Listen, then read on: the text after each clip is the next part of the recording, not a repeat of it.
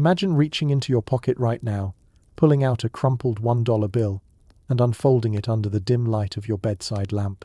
There it is, that solitary eye, floating above an unfinished pyramid, gazing back at you with an intensity that seems to pierce through the paper itself. Is it just a quirk of currency design, or is this the all-seeing eye that's been watching humanity's every move for centuries? What if I told you that this symbol, known as the Eye of Providence, isn't merely a relic of history, but a key to unlocking secrets that could upend everything you thought you knew about power in America? As you settle in for the night, let that question linger in your mind like a shadow in the corner of the room, unanswered, insistent, drawing you deeper into the mystery. If this image has you pausing your scroll or adjusting your headphones, you're not alone in this nocturnal quest for truth. Picture yourself sending a virtual postcard from wherever you are, perhaps curled up in a cozy armchair in Chicago at 10 in the evening, or lying in bed in Los Angeles as the clock strikes midnight. Drop a comment below with your location and the time you're tuning in. It's like sharing a secret whisper across the ether. And if these enigmas keep you hooked, give this episode a like to spread the intrigue. Subscribe to Mystery History for Sleep for more tales that blend the historical with the haunting, and let's unravel these threads together. Now, with that connection made, let's slip back into the shadows where this eye first emerged. The Eye of Providence, that enigmatic gaze etched onto the reverse of the $1 bill, didn't start its life as a harbinger of conspiracy. Its roots stretch back to the Renaissance era in Europe, where artists depicted it as a symbol of divine watchfulness. In the 1500s, painters like Jacopo Pontormo incorporated an eye within a triangle into works such as his Supper at Emmaus, originally created around 1525, but later modified in the 1600s to include this motif. Here, it represented the benevolent oversight of God, a reminder that providence, fate guided by a higher power, was ever present in human affairs. This Christian interpretation drew from even older traditions, echoing the idea that an omnipotent force safeguards and observes all creation. But as we'll see, symbols have a way of evolving, twisting through time to acquire layers of meaning that can shift from sacred to sinister. Delving deeper, the Eye of Providence bears striking similarities to ancient Egyptian iconography, particularly the Eye of Horus. In the myths of Egypt's Old Kingdom, Horus, the falcon-headed god of the sky, lost his eye in a battle with his uncle Set, only for it to be restored by Thoth, the god of wisdom. This restored eye symbolized healing, protection, and royal power, often depicted as a stylized human eye with falcon markings, a hybrid that conveyed divine insight and the ability to see beyond the mortal veil.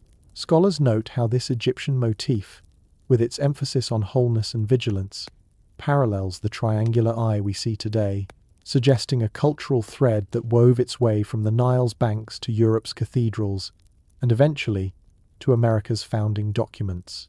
Was this resemblance mere coincidence, or did ancient knowledge seep into modern symbolism through secret channels?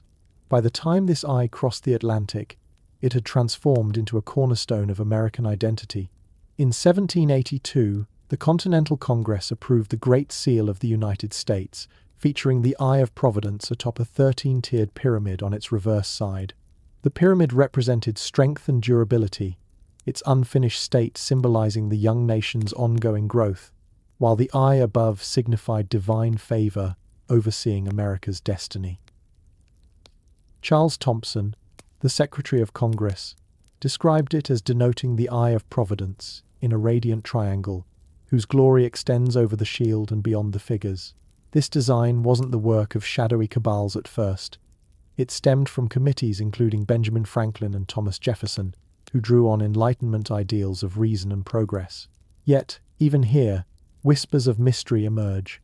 Franklin and others were influenced by Freemasonry, a fraternal order that adopted the eye as a symbol of the great architect of the universe. Emphasizing moral oversight and enlightenment, Freemasonry's role adds the first tantalizing hint of intrigue. Many of America's founding fathers, including George Washington, were Masons, and their rituals often incorporated symbols like the eye to represent wisdom and vigilance. But as the seal made its way onto currency in the 1930s, specifically added to the $1 bill during Franklin Delano Roosevelt's administration, and himself a Freemason, the symbol began to attract darker interpretations. Roosevelt approved the design in 1935, reportedly to evoke strength during the Great Depression, but conspiracy theorists later claimed it was a deliberate nod to hidden powers. Why place such an esoteric emblem on everyday money, they ask? Could it be a subtle assertion of control, reminding citizens that an unseen force monitors their every transaction? This brings us to the heart of the mystery, the Illuminati, that elusive group often accused of pulling strings behind global events. Founded in 1776 in Bavaria by Adam Weishaupt, a professor disillusioned with religious dogma, the original Illuminati, known as the Order of Illuminati, aimed to promote rationalism, secularism, and Enlightenment ideals. They operated in secrecy, with hierarchical structures and initiation rites, but were suppressed by Bavarian authorities in 1785 after fears of subversion spread. Historically, the group disbanded, but conspiracy narratives revived them in the late 1700s, thanks to figures like John Robison, a Scottish scientist who published Proofs of a Conspiracy in 1798. Robison alleged that the Illuminati had infiltrated Freemasonry and orchestrated the French Revolution, a claim that crossed the ocean to America, fueling suspicions during Thomas Jefferson's presidential campaign in 1800. Federalists accused Jefferson of Illuminati ties, turning the election into a battleground of paranoia. In the United States, these theories took root, like weeds in fertile soil. By the 1990s and early 2000s, books like Dan Brown's Angels and Demons popularized the idea that the Illuminati survived underground, manipulating governments and economies. Surveys suggest that around 30 million Americans believe in some form of Illuminati influence today, viewing the Eye of Providence as their calling card.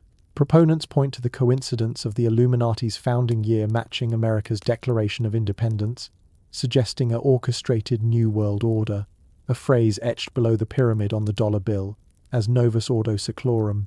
Is this evidence of a grand design, where enlightened elites guide history from the shadows, or merely the human tendency to connect dots in the dark? The conspiracy deepens when we consider modern manifestations, particularly in Hollywood, where celebrities like Jay-Z have been accused of flashing Illuminati symbols. Jay-Z's Rockefeller Records logo and his hand gesture forming a diamond shape have been interpreted as the eye within a pyramid, fueling rumors of his membership. In interviews and lyrics, he's playfully referenced the theories, like in his song On to the Next One, where visuals include occult imagery. Other stars, from Beyoncé to Rihanna, face similar scrutiny. Beyoncé's Super Bowl halftime show in 2013 featured triangular formations, while Rihanna's Umbrella video allegedly hides Illuminati codes. Theorists claim these artists are puppets, promoting agendas through pop culture to desensitize the masses. While dismissed by skeptics as pareidolia seeing patterns where none exist, the persistence of these claims highlights America's fascination with hidden elites, controlling entertainment and politics. Yet, the eye's allure extends beyond screens and stages into even wilder territories, the realm of UFOs and Area 51. Nestled in the Nevada desert, Area 51 has been a hotbed of speculation since the 1950s, when Cold War testing of spy planes like the U-2 sparked sightings of unidentified flying objects. Conspiracy lore ties the all-seeing eye to these mysteries, positing that the symbol represents extraterrestrial oversight or government surveillance of alien tech. Some theories suggest the Eye of Providence mimics ancient alien symbols, like those in Egyptian lore, implying that beings from other worlds influenced human civilization and that Area 51 hides evidence of this. In 2011, journalist Annie Jacobson's book Area 51, An Uncensored History revealed declassified details, including claims that the base tested captured Soviet aircraft, but whispers persist of Roswell crash artifacts and reverse-engineered UFOs guarded under an all-seeing gaze. A 2023 Pentagon report on unidentified aerial phenomena added fuel, documenting hundreds of sightings without clear explanations, leading some to wonder if the eye on our currency symbolizes not just divine providence, but an otherworldly watch. Consider the political echoes. In 2021, a viral meme dubbed President Joe Biden's Bible as an Illuminati Bible, due to its ornate design, reigniting debates about elite societies in Washington. Similarly, the Bush family, George H.W. and George W., have ties to Yale's Skull and Bones Society, often conflated with Illuminati offshoots. Skull and Bones, founded in 1832, conducts secretive rituals in a windowless tomb, and members include numerous power brokers. Theorists link this to the eye, suggesting a network where symbols like it encode messages for the initiated, guiding policies from wars to economies. While historians attribute such groups to fraternal bonding among elites, the overlap with Freemasonry and alleged Illuminati remnants creates a narrative too compelling to ignore. As we peel back these layers, the Eye of Providence emerges not just as ink on paper, but as a mirror reflecting our deepest anxieties about control and the unknown. In America's story, it embodies the tension between faith in providence and fear of manipulation, whether by gods, governments, or something beyond the stars. Tonight, as you drift towards sleep, let that eye linger in your thoughts. Is it protecting us or plotting our fate? The mystery doesn't end here. It only begins to unfold.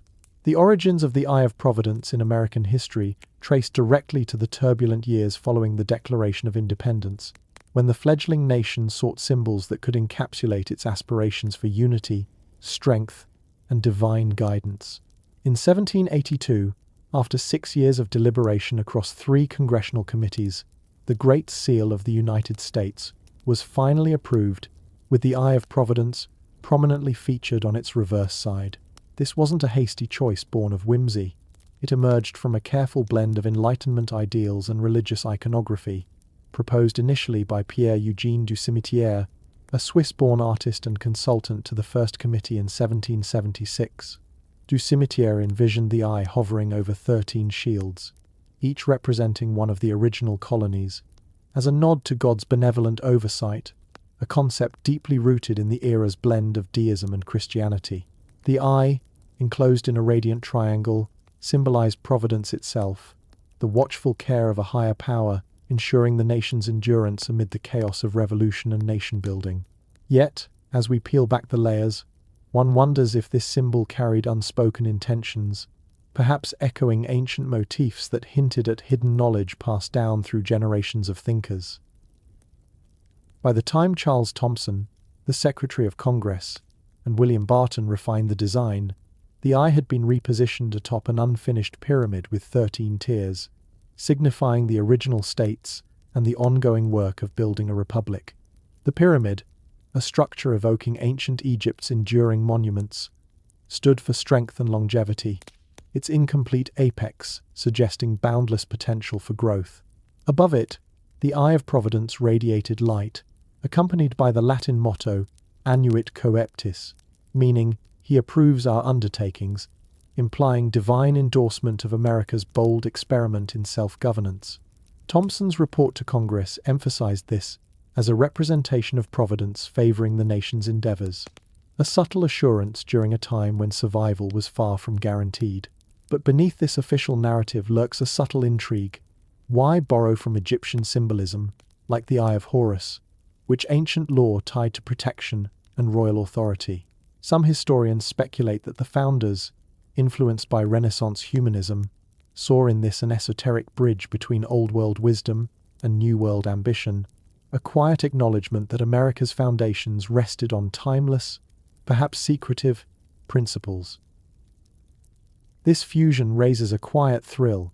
Could the seal encode messages for those versed in symbolic languages, inviting endless interpretation?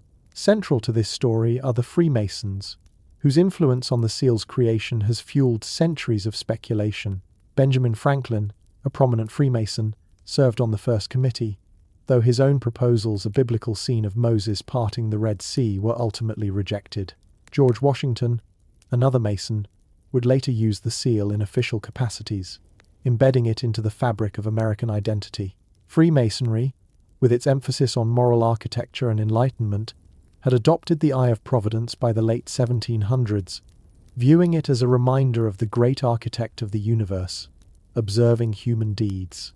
In Thomas Smith Webb's Freemason's Monitor of 1797, The eye is described as pervading the inmost recesses of the heart, urging Masons to live with integrity.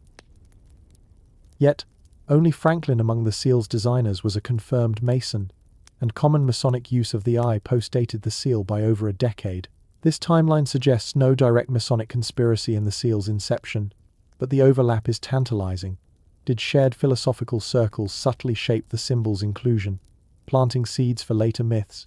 The eye's deeper significance in American history unfolds through its ties to the Bavarian Illuminati, founded in 1776, the very year of America's independence, a coincidence that has ignited endless conjecture. Adam Weishaupt's order sought to promote rationalism and challenge religious and monarchical authority, drawing inspiration from Freemasonic structures without direct affiliation. Suppressed by 1785, the Illuminati vanished from historical record, only to be revived in conspiracy literature, like John Roberson's Proofs of a Conspiracy in 1798, which accused them of infiltrating Masonry and fomenting revolutions, including France's and, by extension, America's. In the United States, these fears manifested during the heated election of 1800, when Federalists branded Thomas Jefferson an Illuminati sympathizer, blending fact with fiction to stoke public paranoia. Jefferson, though not a Mason, embodied Enlightenment values that resonated with both groups, and the eye on the seal became a focal point for those seeing hidden hands guiding the Republic. Imagine the quiet unease in early American taverns, where whispers suggested the eye represented not divine providence, but an elite network's vigilant control over the masses, a hypothesis that persists, blending historical threads into a web of enduring mystery. As the nation expanded, the Eye of Providence embedded itself in American architecture, subtly reinforcing its watchful ethos in the halls of power. The United States Capitol building, designed in the late 1700s and early 1800s, incorporates Masonic-inspired elements, though the eye itself appears more obliquely in decorative motifs evoking divine oversight. Pierre Charles L'Enfant's original plans for Washington, D.C. drew on geometric precision akin to Masonic symbolism, with streets forming triangles and squares that some theorists claim align with the seal's pyramid and eye.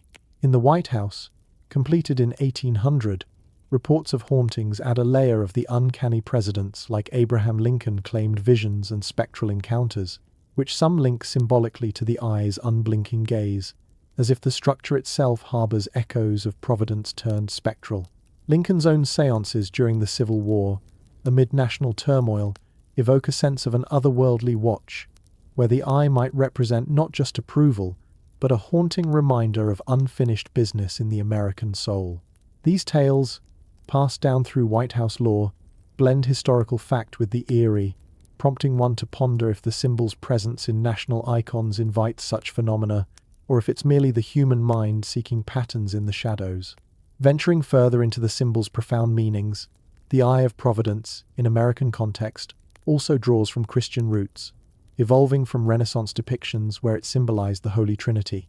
In Jacopo Pontormo's Supper at Emmaus from 1525, the eye was added later in the 1600s, representing God's compassionate vigilance, a motif that crossed the Atlantic with Puritan settlers seeking a city upon a hill under divine eyes.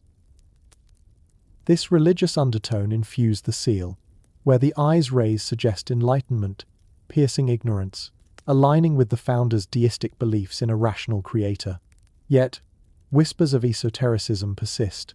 Jeremy Bentham's Panopticon prison design in 1791, with its central watchful tower, mirrored the eye's theme of surveillance, influencing American penal reforms and fueling modern interpretations of the symbol as a tool of control. In 2017, a BBC article explored how such ambiguities birthed accidental conspiracies, where the eye's simplicity allows it to absorb projected fears of hidden powers. This duality, sacred versus sinister, keeps the intrigue alive, as if the symbol itself evolves with each generation's gaze. In the 19th century, as America industrialized, the Eye of Providence appeared on currency and seals beyond the federal level, such as early banknotes and state emblems, reinforcing themes of prosperity under watchful providence. During the Civil War, it symbolized Union's divine mandate, appearing in propaganda that urged moral rectitude amid division. Post-war, Freemasonic lodges proliferated, and the eye became a staple in their architecture, like in the Scottish Rite temples, where it reminds members of omnipresent judgment. But hidden currents emerge in tales of secret societies. The anti-Masonic party of the 1820s and 30s arose from fears of Masonic influence, with the eye cited as evidence of elitist oversight, echoing Illuminati panics. These episodes reveal how the symbol, intended for inspiration, can stir suspicion, as if its very universality invites reinterpretation as a cipher for untold agendas. Transitioning to the 20th century, the eye's placement on the $1 bill in 1935, under Franklin Delano Roosevelt, a Freemason reignited debates. Officially, it evoked stability during the Great Depression, but theorists linked it to a New World Order, a phrase from the SEAL's Novus Ordo Seclorum. Roosevelt's administration, with its sweeping reforms, seemed to some a fulfillment of providential design, yet to others, a veiled power grab. In Cold War era, Area 51 speculations intertwined with the eye, positing government secrets under an all-seeing emblem, blending UFO lore with symbolic mysticism. These narratives, while speculative, underscore the eye's adaptability, transforming from a seal of approval to a lens for viewing America's shadowy undercurrents. Today, the Eye of Providence continues to provoke curiosity in American culture, appearing in art, media, and even protests, where it's invoked both as a guardian of liberty and a mark of surveillance. Digital age fake news amplifies its mystique, with viral claims tying it to modern elites, yet historical scrutiny reveals a symbol of humble aspiration rather than domination. As we reflect on its journey from 1782's congressional chambers to contemporary discourse, the eye invites a gentle suspense. Does it watch over us with benevolence, or does it conceal depths yet unexplored? This enduring enigma ensures its place in the American psyche, a quiet sentinel in the narrative of a nation ever striving toward its ideals. The Illuminati's story begins in the shadowy corridors of 18th-century Bavaria, where a young law professor named Adam Weishaupt founded the Order of the Illuminati on May 1st, 1776. Disillusioned with the rigid hierarchies of the Catholic Church and the absolutist monarchies dominating Europe, Weishaupt envisioned a society dedicated to reason, free thought, and the eradication of superstition.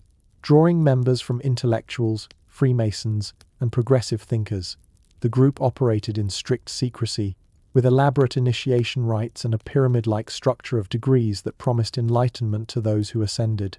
At its peak, it claimed around 2,000 members across Europe, including influential figures like Johann Wolfgang von Goethe and Duke Karl August of Saxe-Weimar-Eisenach. Yet, this Bavarian enclave was short-lived.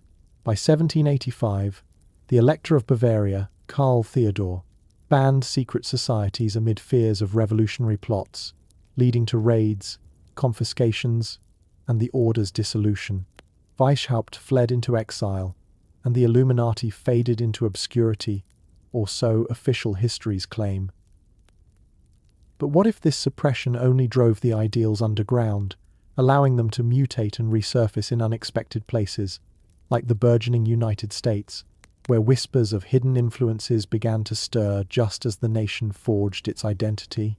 These early seeds of suspicion crossed the Atlantic almost immediately, intertwining with America's own turbulent birth. In 1798, Scottish physicist John Robertson published Proofs of a Conspiracy, a tome accusing the Illuminati of infiltrating Freemasonry to orchestrate the French Revolution, and, by implication, sow discord in the young American Republic. Across the ocean, New England clergyman Jedediah Morse amplified these fears in fiery sermons, warning that Illuminati agents lurked among Federalists and Jeffersonians alike, plotting to undermine Christian values and Republican government. This paranoia peaked during the presidential election of 1800, when Federalists smeared Thomas Jefferson as an Illuminati puppet, blending his deistic leanings with fabricated tales of atheistic cabals. Though Jefferson won, the episode marked America's first major conspiracy frenzy, revealing a national psyche primed for tales of elite manipulation. Intriguingly, The timing aligned with the Great Seal's adoption in 1782, fueling later claims that the Illuminati's founding year 1776 mirrored America's independence as part of a grand design. Were these mere coincidences, or did Weishaupt's rationalist firebrand ideas subtly influence the Enlightenment minds shaping the Constitution, embedding a hidden legacy in the fabric of American democracy? As the 19th century unfolded, Illuminati law intertwined with other secret societies, particularly Freemasonry, which had already taken root in America through colonial lodges. Freemasons like George Washington and Benjamin Franklin championed symbols of enlightenment, but anti-Masonic sentiment erupted in the 1820s, following the disappearance of William Morgan, a critic who threatened to expose Masonic rituals. This scandal birthed the Anti-Masonic Party, America's first third-party movement, which decried secret oaths as threats to transparency and equality. Though the party faded, it amplified Illuminati myths, with detractors claiming the Bavarian Order had merged with Masonry to control politics and finance. Fast forward to the 20th century, and these threads wove into more elaborate tapestries. The Federal Reserve's creation in 1913 was labeled an Illuminati scheme for global banking dominance, while the United Nations founding in 1945 sparked accusations of a one-world government agenda. Such narratives gained traction through figures like Nestor Webster, whose 1924 book Secret Societies and Subversive Movements linked the Illuminati to communism and Zionism, influencing American isolationists and far-right groups. One can't help but ponder, in a nation built on openness, why do these tales of concealed power endure? Perhaps reflecting deeper anxieties about the invisible hands steering manifest destiny. Enter Skull and Bones, Yale's infamous secret society, often portrayed as an American heir to Illuminati intrigue. Founded in 1832 by William Huntington Russell and Alphonso Taft amid anti-Masonic backlash, the society, known formally as the Order of Skull and Bones, selects 15 seniors annually for lifelong bonds forged in cryptic rituals within their windowless tomb on High Street. Members, dubbed Bonesmen, include titans of industry, intelligence, and politics. William Howard Taft, who became president in 1909, Averell Harriman, architect of Cold War diplomacy, and the Bush dynasty, Prescott Bush in the 1920s, George H.W. Bush in the 1940s, and George W. Bush in the 1960s. George H.W. Bush's CIA directorship from 1976 to 1977 and his presidency from 1989 to 1993, followed by his son's terms from 2001 to 2009, have fueled speculation that Bones rituals allegedly involving coffin confessions and stolen artifacts like Geronimo's skull groom elites for global control. Critics like Alexandra Robbins, in her 2002 book Secrets of the Tomb, argue the society perpetuates a web of nepotism, with Bonesmen dominating Wall Street and Washington. Yet, defenders dismiss it as harmless networking. Still, the overlap with Illuminati's symbolism, hierarchies, secrecy, and alleged world-shaping ambitions invites a lingering curiosity about whether Yale's crypt harbors echoes of Bavaria's Forbidden Order. The Bush family's Bones connections exemplify how these societies intersect with real power, amplifying conspiracy allure. Prescott Bush, a banker implicated in financing Nazi-linked firms during the 1930s, though cleared by investigations, set a precedent for accusations of elite complicity in global machinations. George H.W. Bush's infamous 1990 speech invoking a new world order became conspiracy, catnip, interpreted as code for Illuminati dominion. His son, George W., faced similar scrutiny post-September 11, 2001, with theorists claiming the attacks were an inside job to justify wars aligning with a hidden agenda. Beyond the Bushes, Bones alumni like John Kerry, George W.'s 2004 election opponent, highlight the society's bipartisan reach, suggesting a controlled opposition where true power resides above party lines. This pattern echoes Weishaupt's vision of enlightened governance, but twisted into dystopian narratives. As one delves deeper, the question arises, do these connections reveal a deliberate network, or merely the natural clustering of privilege in a meritocratic facade. Transitioning to modern America, Illuminati theories have exploded in the digital age, morphing from fringe pamphlets to viral memes and podcasts. By 2025, surveys indicate millions still subscribe to these ideas, viewing events like economic downturns or pandemics as orchestrated by shadowy overlords. A recent podcast episode from March 6, 2025, hosted by Dan Snow on American History Hit, dissects the Illuminati's purported U.S. impact, separating Bavarian facts from contemporary fiction. Meanwhile, a June 30th, 2025, article in The Week explores how the conspiracy has ballooned, incorporating everything from cryptocurrency manipulations to celebrity endorsements. Social media platforms like X amplify this, with recent posts from September 3rd, 2025, linking Illuminati to films like Captain America, Brave New World, speculating on hidden messages in its 2025 release. Another thread from August 28th warns of Illuminati thwarting political figures like Donald Trump, tying into broader narratives of resistance against a satanic elite. Hollywood remains a hotbed for these speculations, with stars accused of signaling allegiance through gestures and lyrics. Jay-Z's empire, from Rock Nation to his hand signs, is often cited as Illuminati proof, while films like the 2025 Captain America installment are dissected for symbolic undertones of control and heroism. In politics, echoes persist. A 2021 viral claim about Joe Biden's Bible resembling an Illuminati artifact resurfaced in 2025 discussions, blending with fears of deep state machinations. Bohemian Grove gatherings in California, where elites like Bonesman allegedly convene for mock sacrifices, add a ritualistic layer, with leaked videos fueling tales of pagan rites influencing policy. A July 9, 2025, X post connects Illuminati to Abraham Accords expansions, positing a Greater Israel and America alliance under hidden sway. Cultural artifacts further stoke curiosity.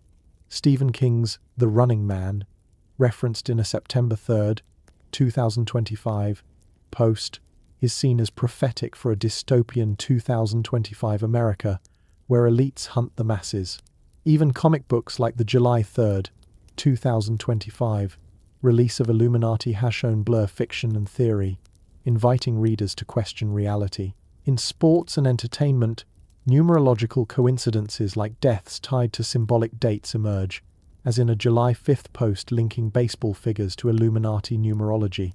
These modern manifestations, from viral X threads to mainstream media analyses, illustrate how Bavarian roots have blossomed into a pervasive American mythos. As 2025 unfolds, with elections and global shifts on the horizon, one senses the Illuminati narrative adapting once more, a resilient enigma that mirrors society's quest for hidden truths amid uncertainty.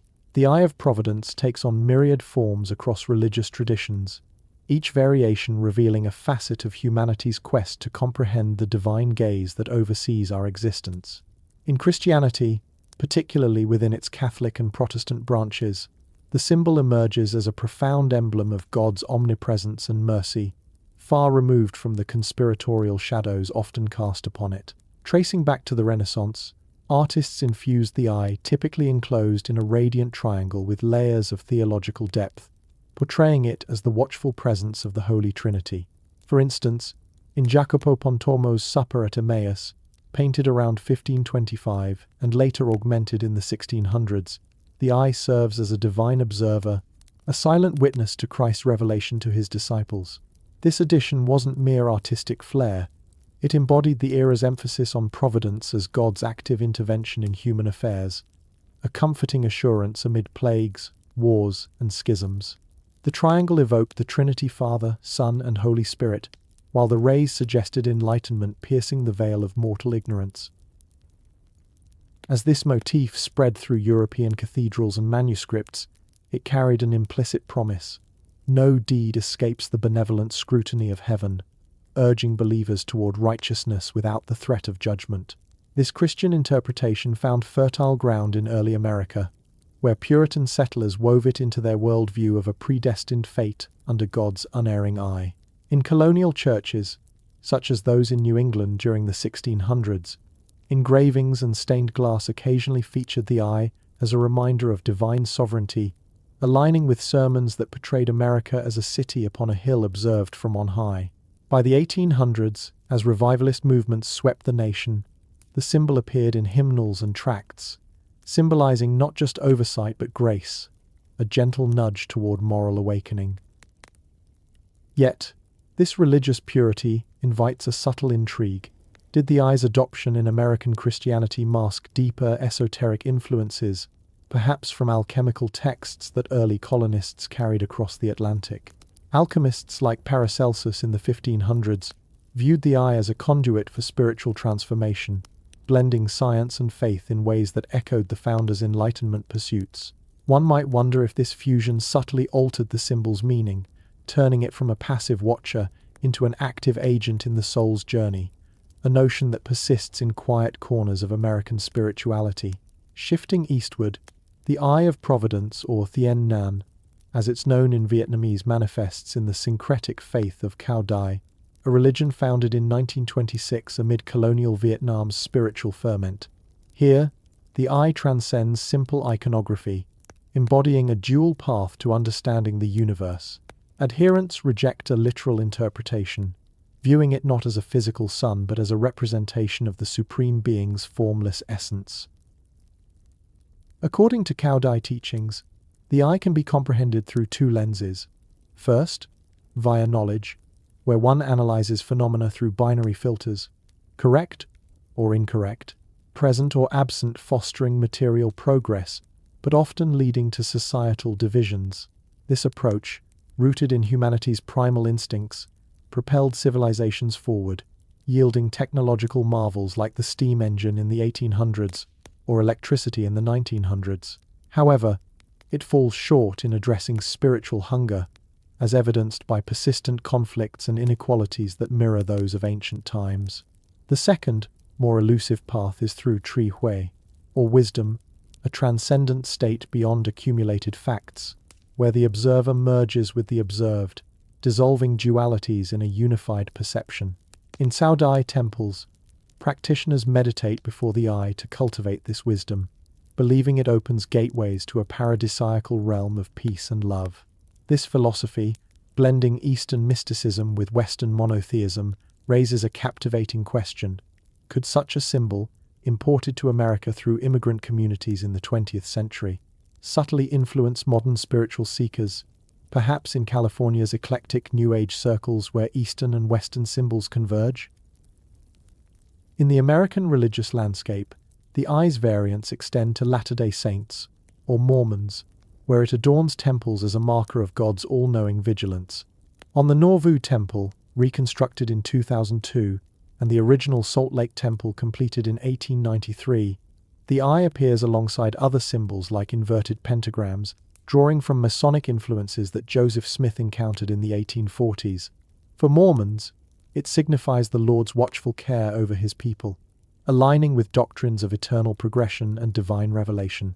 As explained in Latter-day Saint scholarship, the eye represents omniscience, a reminder that God perceives the heart's intentions, much like in Book of Mormon symbolism, where it evokes heavenly oversight. This isn't a Masonic invention.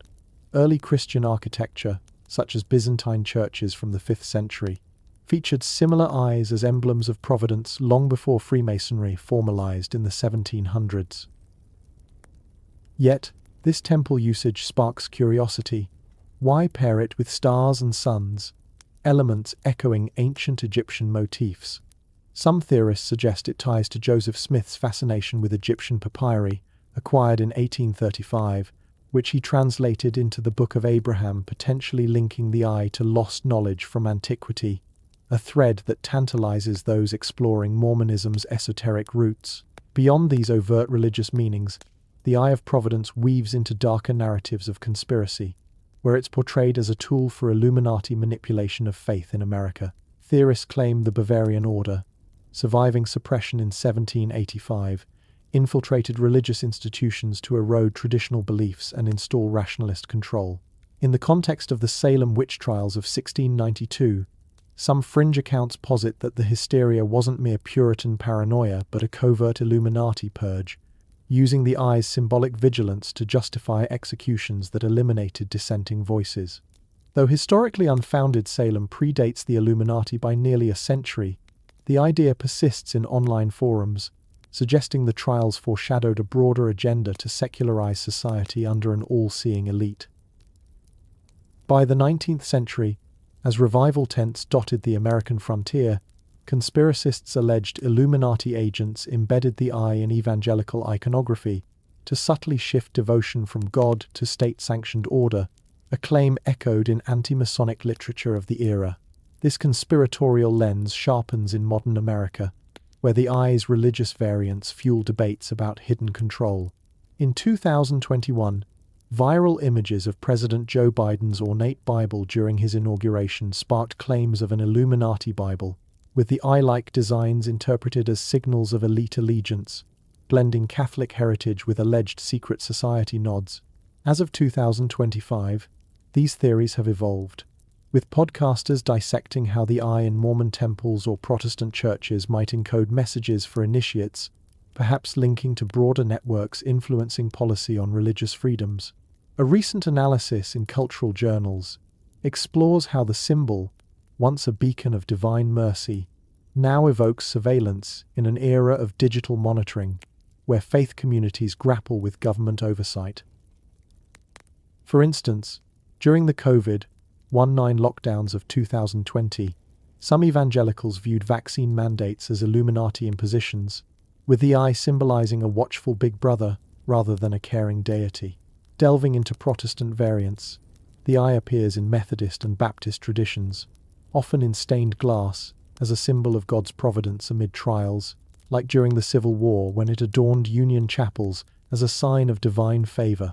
In African American spirituals of the 19th century, it evoked hope for liberation, a watchful eye promising justice. Yet, conspiracy layers add intrigue. Some claim Illuminati offshoots used missionary societies to spread the symbol globally, subtly advancing secular humanism under religious guise. In Cowda Eye's American diaspora, centered in California since the 1970s, the eye's wisdom path contrasts with these theories, offering a counter-narrative of unity over control, though skeptics wonder if even this faith harbors veiled influences from global elites. The eye's ancient echoes further complicate its religious meanings, drawing from the Eye of Horus in Egyptian lore, where it symbolized restoration after chaos, a motif that Christian mystics adopted in the Middle Ages. In America, this pagan-Christian blend surfaces in esoteric groups like the Rosicrucians, active since the 1900s, who interpret the eye as alchemical insight, merging spirit and matter. Such syncretism fuels endless speculation. Is the eye a bridge to forbidden knowledge, co-opted by Illuminati to manipulate believers? Reports of presidential visions, Abraham Lincoln's dreams of spectral eyes during the 1860s, or Ronald Reagan's astrological consultations in the 1980s add a personal dimension, suggesting leaders themselves pondered the symbol's gaze. As these variants unfold from Cowda Eye's meditative depths to Christianity's merciful watch and Mormonism's temple sanctity, the Eye of Providence remains a chameleon of meaning, inviting perpetual wonder. In America's melting pot of faiths, it whispers of unity yet hints at division, a symbol that both comforts and unsettles.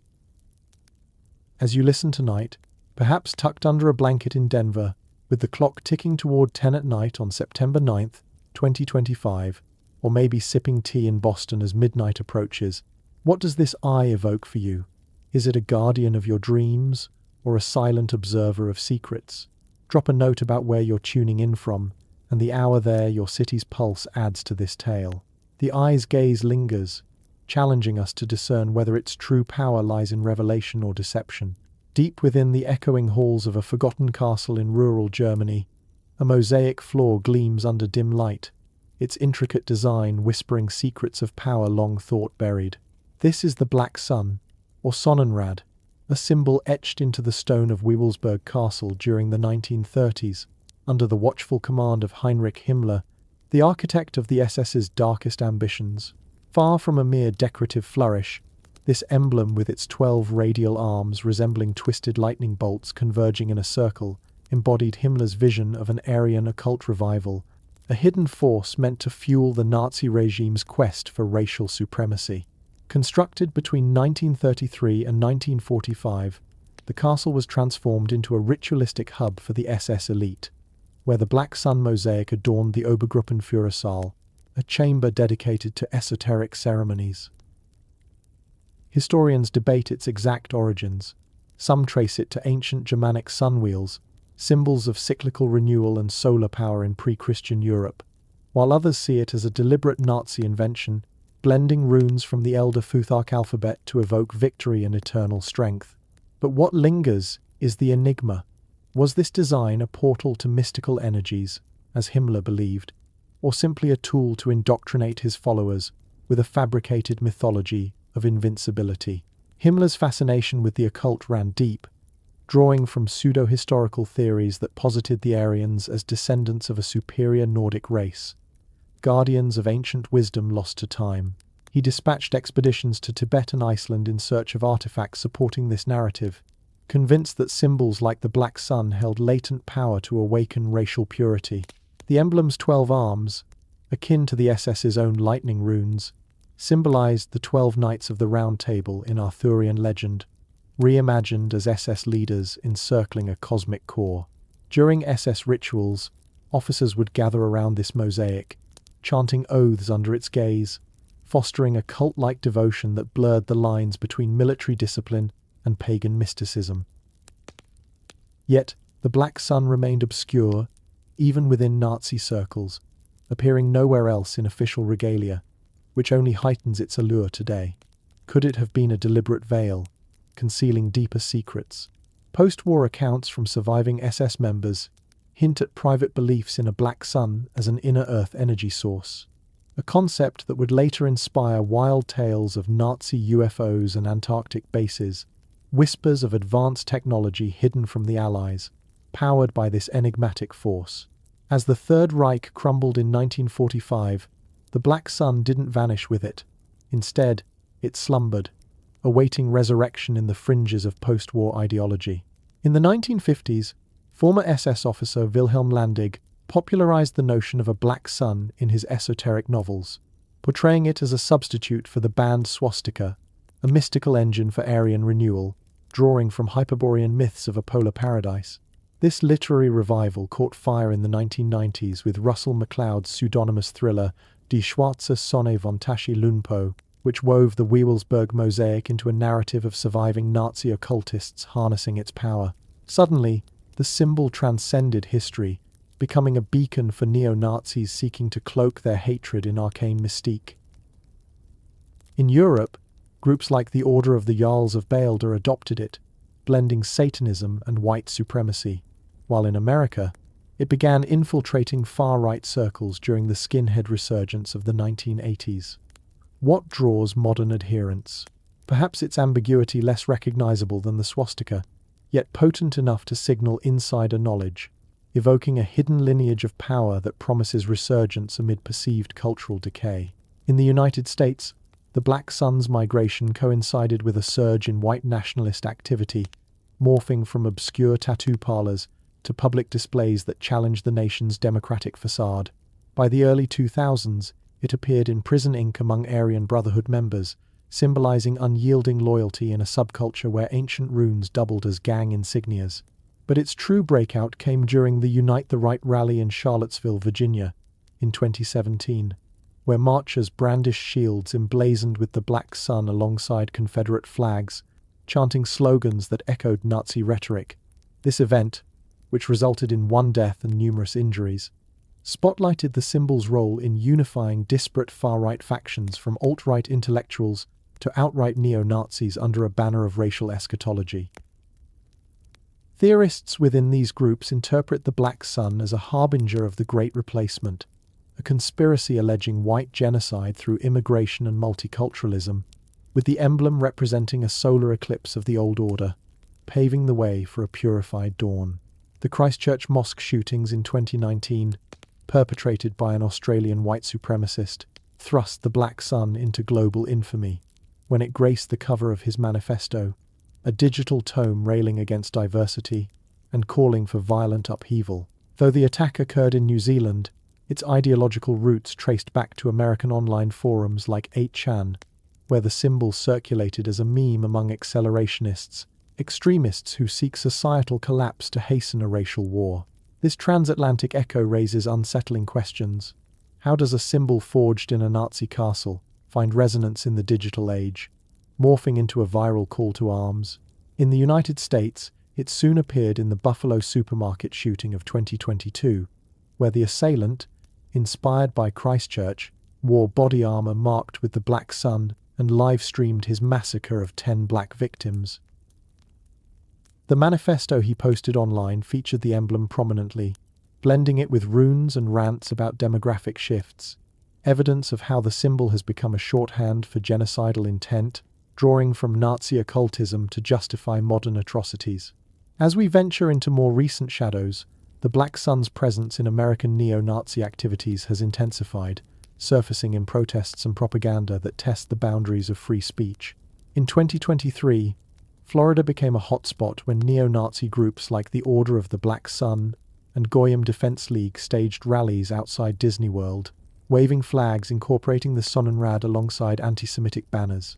These demonstrations, attended by masked figures in black attire, targeted what they deemed Zionist influences in entertainment, with the Black Sun serving as a coded emblem of resistance against perceived cultural subversion.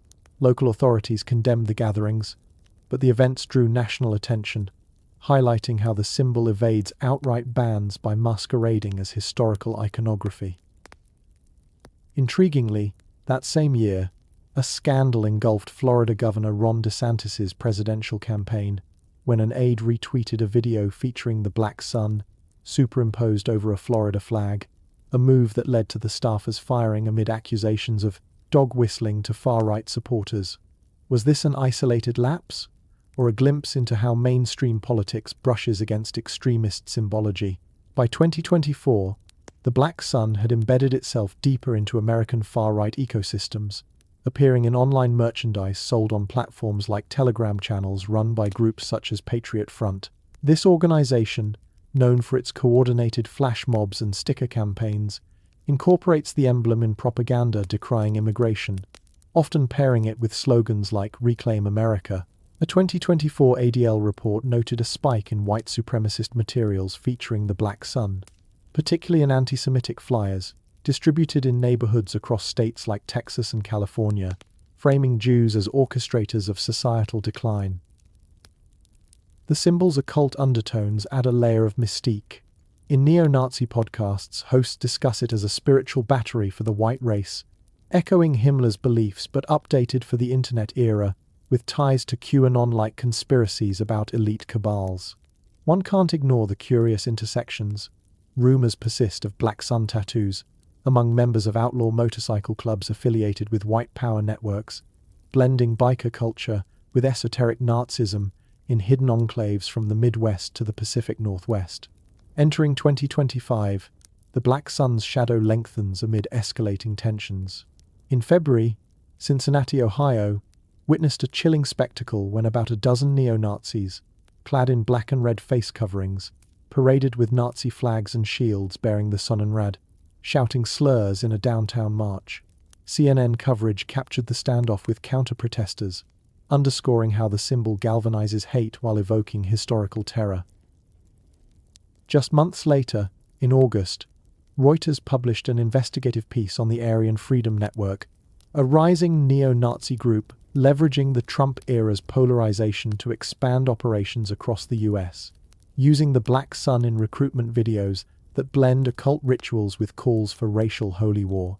The report detailed hidden training camps in rural Appalachia, where members perform ceremonies under the emblem, invoking myths of an impending Ragnarok, a Norse apocalypse reimagined as white revolution. ADL's 2025 propaganda analysis revealed a focus on Jews and immigrants, with the Black Sun appearing in memes and graffiti in cities like New York and Los Angeles, often alongside phrases like, "The storm is coming," These modern manifestations invite profound curiosity. Why does a symbol from a defeated regime endure, evolving into a talisman for disillusioned souls in the world's most diverse democracy? Conspiratorial threads weave in tales of Nazi survival, whispers of Operation Paperclip, where US intelligence recruited German scientists post-war, allegedly importing occult knowledge that influenced secret programs like MKUltra or even NASA's early days. Some fringe theories link the Black Sun to Antarctic expeditions, positing hidden bases where Nazi tech, powered by this inner sun, awaits activation. In American neo-Nazi lore, it's tied to the Fourth Reich fantasy, a subterranean movement preparing for resurgence amid economic woes and cultural shifts. Recent X posts from 2025 amplify this, with users sharing images of Black Sun tattoos at rallies, debating its energetic properties in forums blending paganism and politics. Yet, the Black Sun's power lies not just in its history but in its adaptability, morphing from castle floor to digital icon, from SS ritual to protest shield. In groups like the Atomwaffen Division, disbanded but echoed in successors, it symbolizes accelerationism, hastening societal collapse through violence, as seen in thwarted plots across states like Virginia and Georgia. The emblem's presence in video games and heavy metal subcultures further blurs lines, introducing it to unwitting youth who later delve into its darker meanings. As America grapples with rising extremism, tracked by the Southern Poverty Law Center's reports of over 1,000 hate groups in 2025, the Black Sun stands as a silent sentinel, reminding us of hatred's resilience. What unseen forces propel its spread? Is it mere nostalgia for a toxic past, or a coded blueprint for future upheaval? These questions hover like an eclipse, casting long shadows over the nation's soul, urging us to peer closer into the abyss it represents. The Schutzstaffel, or SS, emerged from the chaotic underbelly of post-World War I Germany as a small bodyguard unit for Adolf Hitler, but under Heinrich Himmler's iron grip from 1929 onward, it ballooned into a sprawling empire of terror that orchestrated some of history's most heinous atrocities. Initially tasked with protecting Nazi Party leaders amid street brawls with communists and socialists, the SS quickly evolved into an elite paramilitary force, distinguished by its black uniforms and death's head insignia, a skull that evoked both medieval pirate flags and Prussian military traditions. Himmler, a former chicken farmer with a penchant for the arcane, envisioned the SS as a racial vanguard, selecting members based on Aryan purity through rigorous genealogical checks, tracing back to the 1700s. By the mid-1930s, it had swollen to over 250,000 men, divided into branches like the Allgemeine SS for administrative roles and the Waffen-SS for combat, which by war's end fielded nearly 1 million fighters across Europe. But what truly set the SS apart was its ideological fervor, a brew of pseudoscience and mysticism that Himmler cultivated to forge unbreakable loyalty, raising the veil on questions like, did this occult underpinning conceal even darker experiments, ones that blurred the line between human cruelty and supernatural delusion? Himmler's obsession with the esoteric infused the SS with rituals and symbols that went beyond mere propaganda, creating a cult-like atmosphere where the Black Sun became a cryptic centerpiece. At Wewelsburg Castle, acquired in 1934 and renovated at immense cost amid economic hardship, Himmler established a spiritual center for the SS elite. The North Tower's crypt, designed for ceremonies honoring fallen leaders, featured the Black Sun mosaic on its floor, a design of 12 Sig runes radiating from a central disk, symbolizing eternal cycles of destruction and rebirth. SS officers, clad in ceremonial robes, would convene here for solstice rites, invoking ancient Germanic gods while pledging oaths to the Führer. Historians like Nicholas Goodrick Clark in his work on Nazi occultism suggest Himmler drew from Ariosophy, a 19-teens racial mysticism that posited Aryans as descendants of Atlantean supermen, with the Black Sun representing an inner, hidden light source from a hollow earth. This wasn't fringe fantasy. Himmler's Ahnenerbe Institute, founded in 1935, sponsored expeditions to Tibet and the Arctic, seeking artifacts to prove these theories. expeditions that allegedly uncovered Vril energy, a supposed life force that conspiracy lore claims powered secret Nazi weapons. One ponders, were these quests mere pseudo-history, or did they mask classified projects, like the rumored Die Glocke device, a bell-shaped contraption said to manipulate gravity and time, guarded under the Black Sun's emblem? The SS's role in the Holocaust transformed this mystical veneer into a machinery of genocide, where the Black Sun's eternal symbolism ironically underscored the regime's finite, brutal endgame. From 1939, the SS oversaw the Einsatzgruppen, mobile killing squads that followed Wehrmacht advances into Poland and the Soviet Union, executing over 1 million Jews, Roma, and political dissidents in mass shootings at sites like Babi Yar. Himmler personally inspected these operations, once vomiting after witnessing a pit execution in 1941, yet he pressed on, framing it as a racial struggle essential for Aryan survival.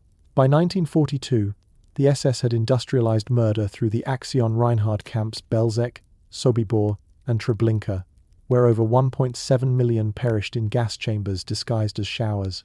Auschwitz-Birkenau, under SS command from 1940, became the epicenter, with Rudolf Höss innovating Zyklon B gassing to eliminate up to 2,000 at a time. The SS tattooed prisoners with numbers, conducted medical experiments under Josef Mengele twin studies, sterilizations, and injections that killed thousands, and looted valuables in Canada warehouses. Amid this horror, the Black Sun lurked in the background. Some SS documents and artifacts bore similar radial designs, hinting at a symbolic justification for the final solution as a cosmic purge. But whispers persist of deeper secrets. Did Himmler's occultists conduct rituals at camps, using victims in alchemical pursuits? Declassified files from the Nuremberg trials reveal SS interest in blood magic, though evidence remains scant, fueling endless speculation about what horrors the Black Sun truly veiled. The Holocaust scale, 6 million Jews murdered, alongside 5 million others, including Slavs, disabled individuals, and LGBTQ+ people, cemented the SS as the Third Reich's most reviled instrument, yet its dark secrets extended to economic exploitation that enriched the Nazi elite. The SS ran over 20,000 concentration camps and subcamps, forcing inmates into slave labor for companies like IG Farben and BMW, producing synthetic rubber, munitions, and V-2 rockets. Himmler's WVHA office, headed by Oswald Pohl, managed this empire, amassing billions in Reichsmarks from seized assets and labor profits. In a macabre twist, the SS even harvested gold teeth from gassed bodies, melting them into bars stamped with Reichsbank seals. This fusion of genocide and greed raises chilling inquiries. Was the Black Sun a metaphor for this black economy?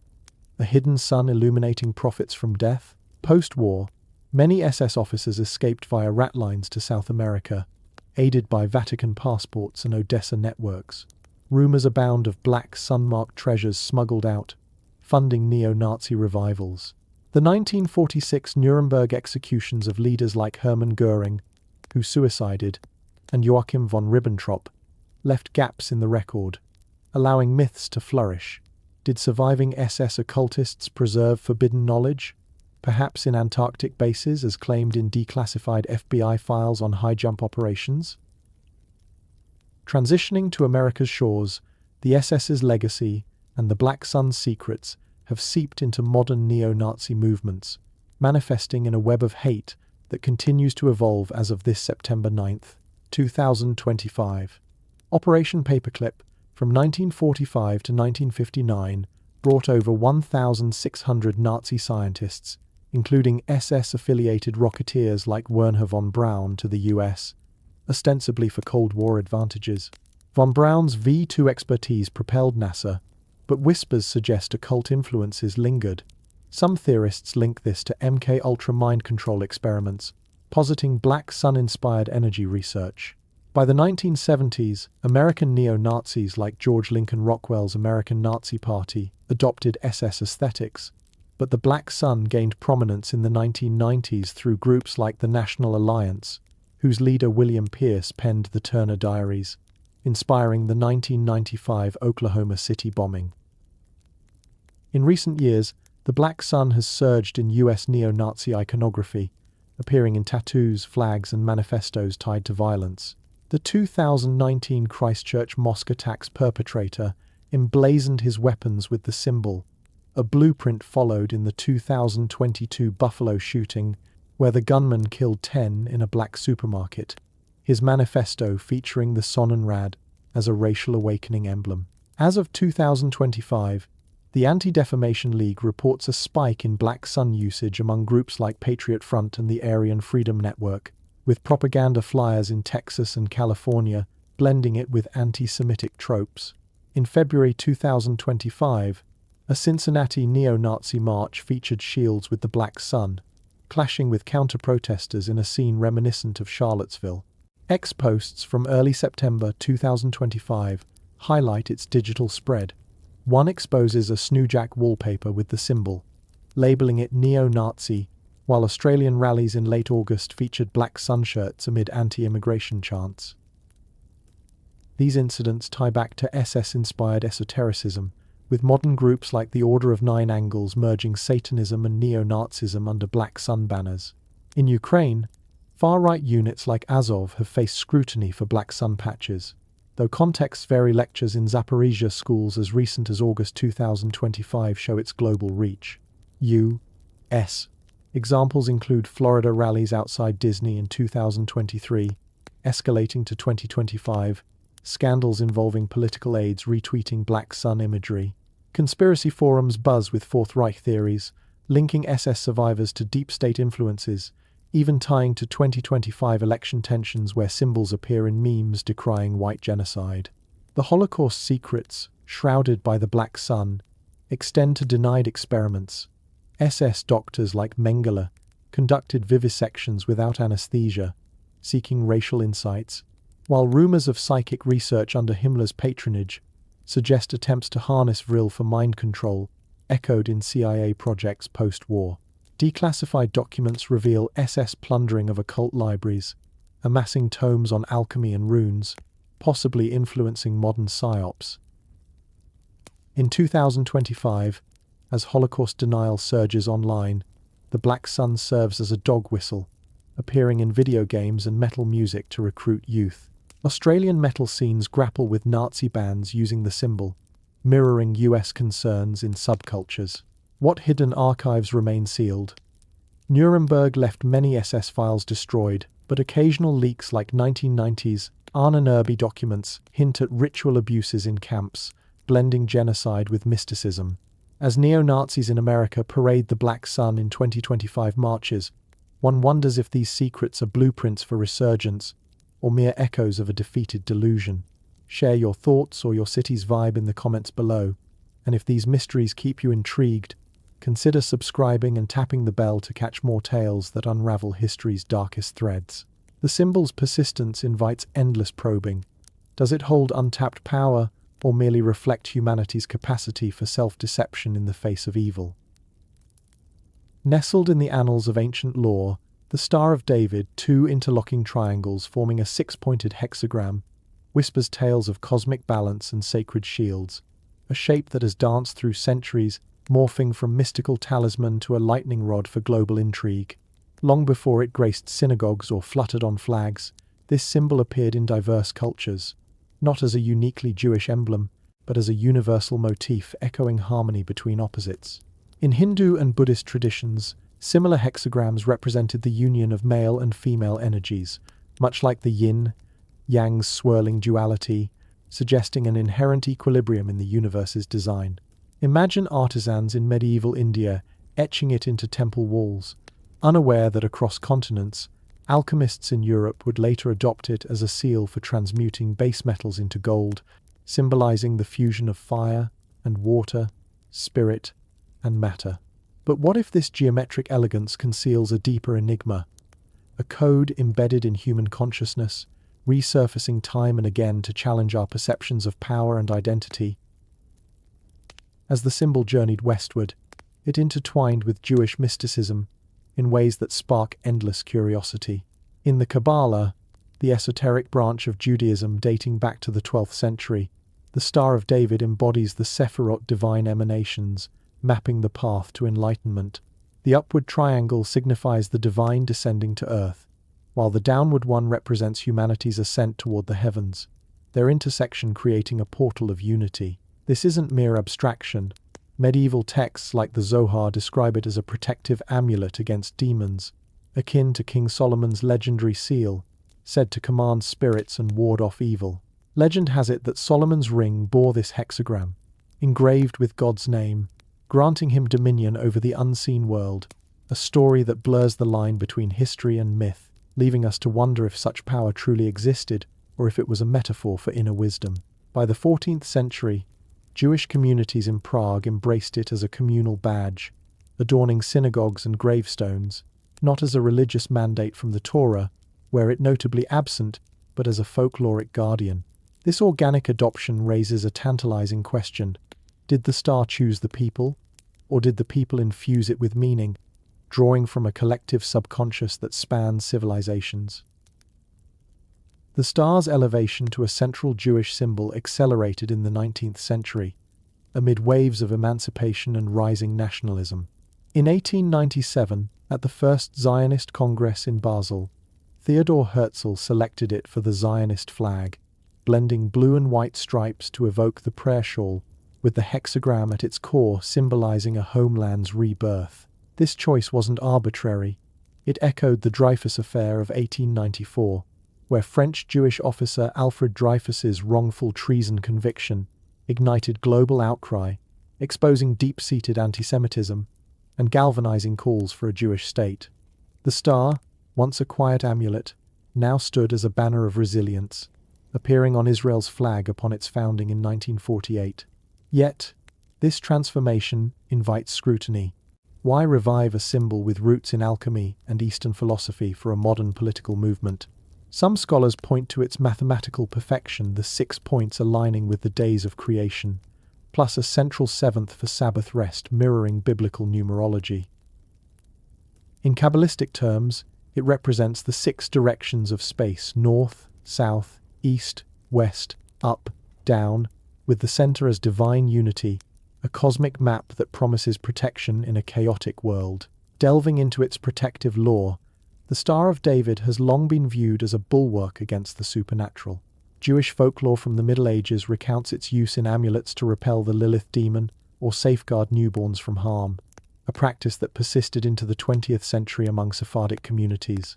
In Hasidic traditions, it's etched on mezuzahs or worn as pendants to invoke angelic guardianship, blending faith with folk magic. This dual role, spiritual and practical, extends to modern interpretations, where some see it as a mandala-like tool for meditation, harmonizing the soul's conflicting forces. Interestingly, its resemblance to the Sri Yantra in Tantric Hinduism suggests cross-cultural borrowings, perhaps via Silk Road traders or wandering mystics, hinting at a shared human archetype for wholeness.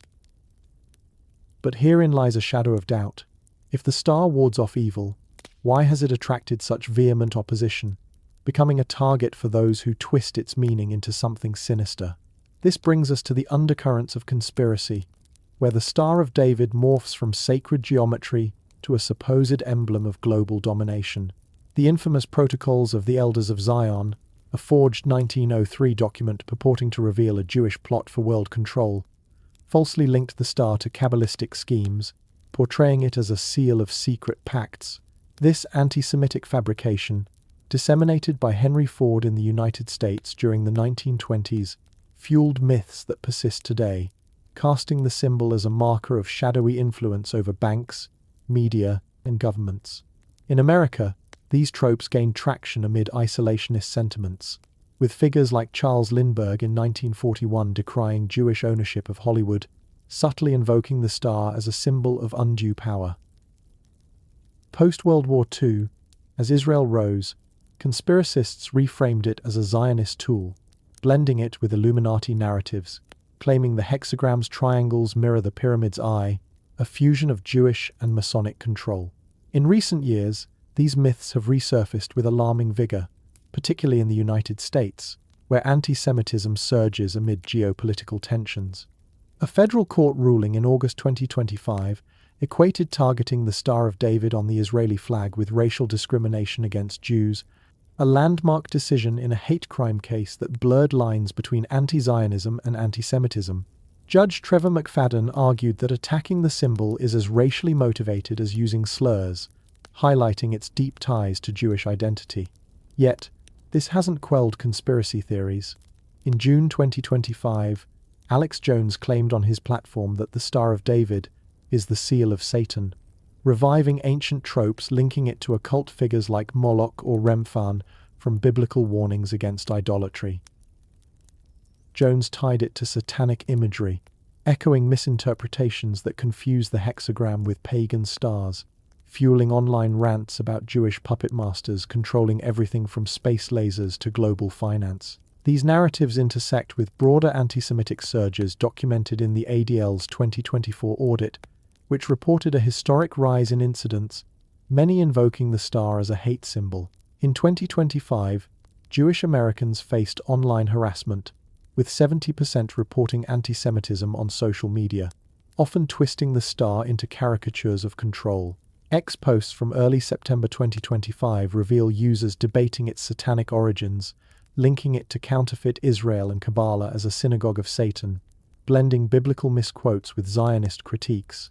One thread accuses it of being the Star of Remphan, a false equivalence to Acts 7:43, ignoring historical context while promoting videos on Satan's kingdom. Others defend it as a peace symbol hijacked by politics, but conspiracists counter with claims of its absence from the Bible, calling it a Zionist invention tied to Moloch rituals. This duality extends to real-world manifestations, like a 2025 satellite image showing a Star of David carved into Gaza soil by Israeli forces, interpreted by some as territorial marking, sparking accusations of supremacy. In the US, murals and protests have featured the star fused with swastikas, drawing condemnation as anti-Semitic, yet defenders argue it's anti-Zionist critique. Personal stories abound.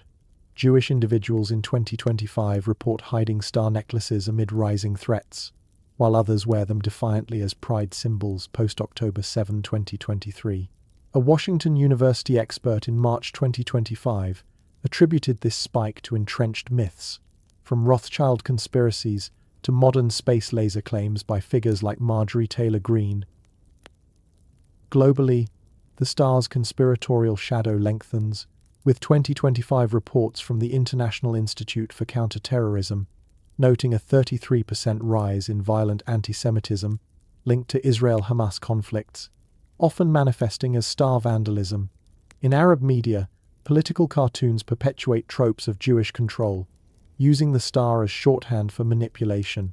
Back in America, echoes of 9/11 conspiracies resurface, falsely implicating Israel via the star, a continuation of age-old blood libels. Even in 2025 pop culture, like Jeffrey Epstein discussions, the symbol weaves into puppet master narratives, blurring fact and fiction. Amid these storms, the Star of David endures as a beacon for many worn by survivors. Etched in memorials, yet its conspiratorial aura persists, a mirror to humanity's fears. From Solomon's Ring to modern myths, it beckons us to question, is it a shield of faith or a canvas for our darkest projections? The answers, like the star's points, converge in mystery, urging deeper exploration into the interplay of symbol and suspicion.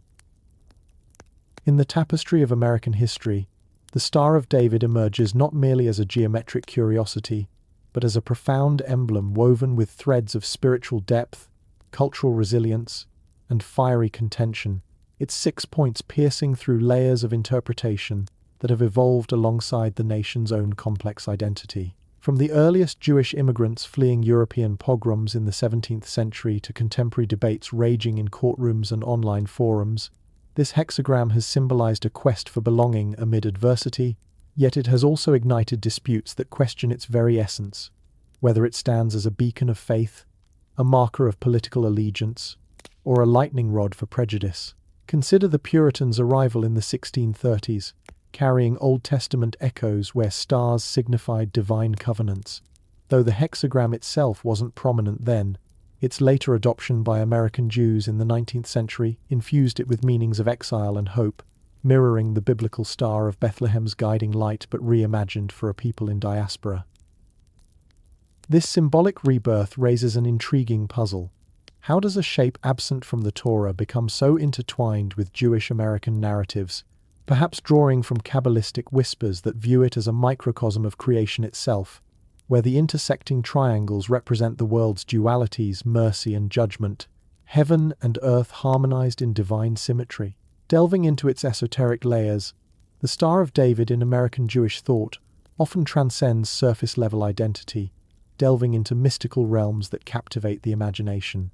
In the late 19th century, as waves of Eastern European Jews settled in New York's Lower East Side, Kabbalah enthusiasts like those in early Zionist circles interpreted the star as a Magen David, or Shield of David, a protective force field against assimilation's erosive tides. This wasn't abstract theology. Families etched it into tenement doorposts or wore it as amulets, believing it channeled angelic energies to safeguard against the urban perils of poverty and discrimination. By the 20th century, figures like Rabbi Abraham Joshua Heschel, who marched with Martin Luther King Jr. in Selma in 1965, embodied this depth, seeing the star as a call to ethical action, a geometric reminder of Tikkun Olam, the repair of the world, where its points align with moral imperatives like justice and compassion. Yet, this profound symbolism invites speculation.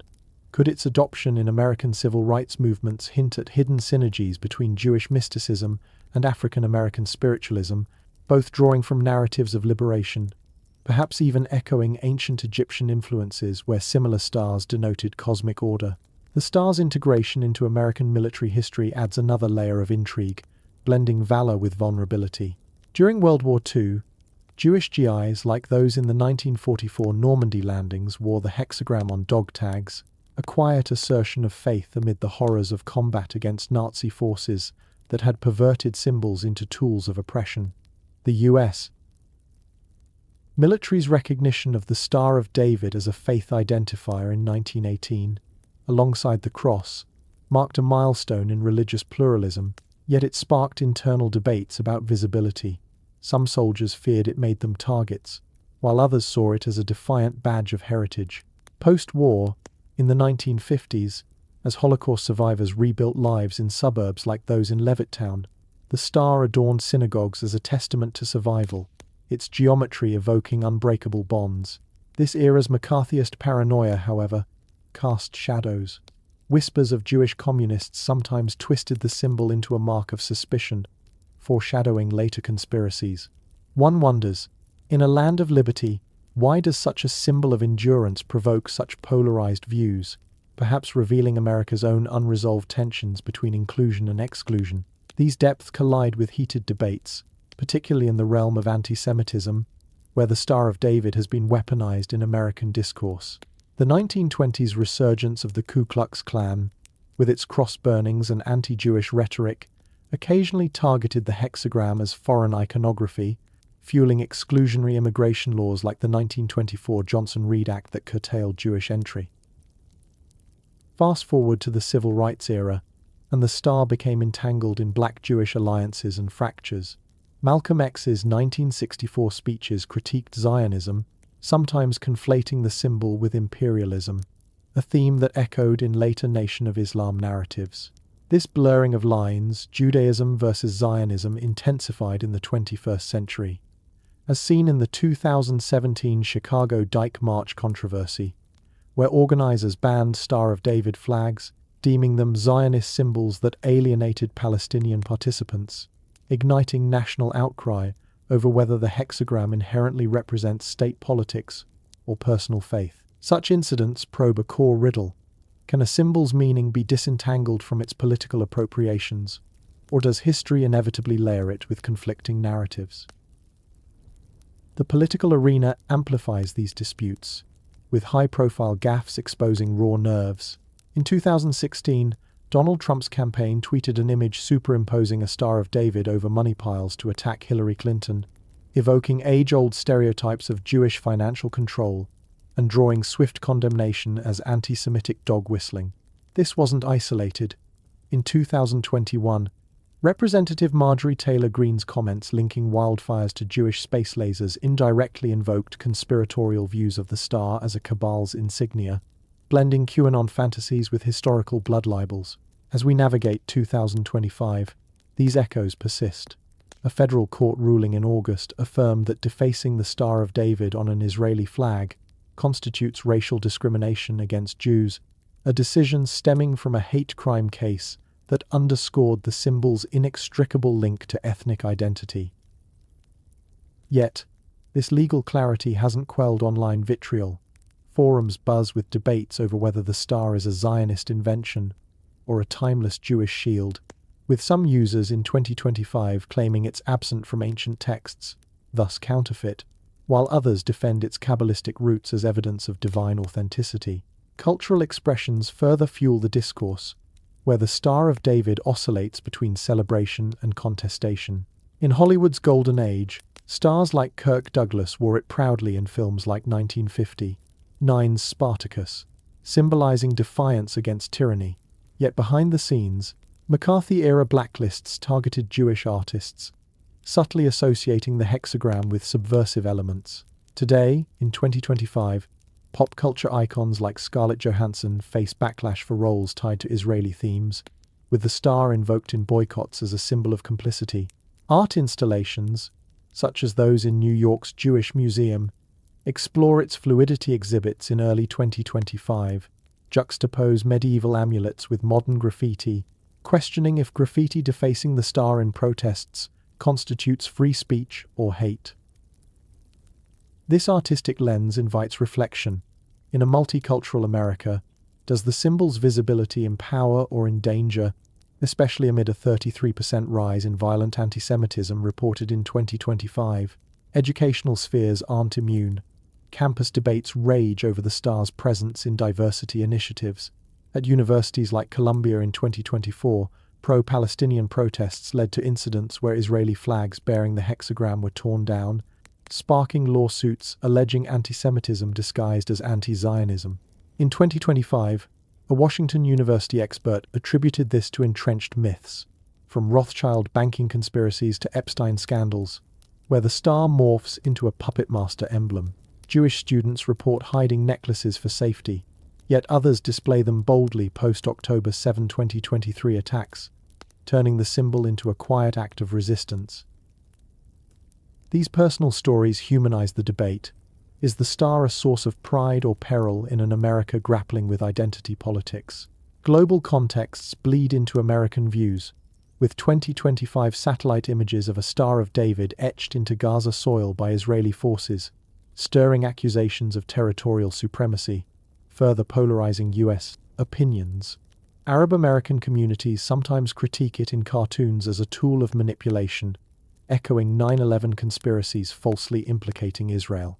Meanwhile, a 2025 YouTube video explores its controversial status, amassing views by dissecting biblical absences versus modern ubiquity.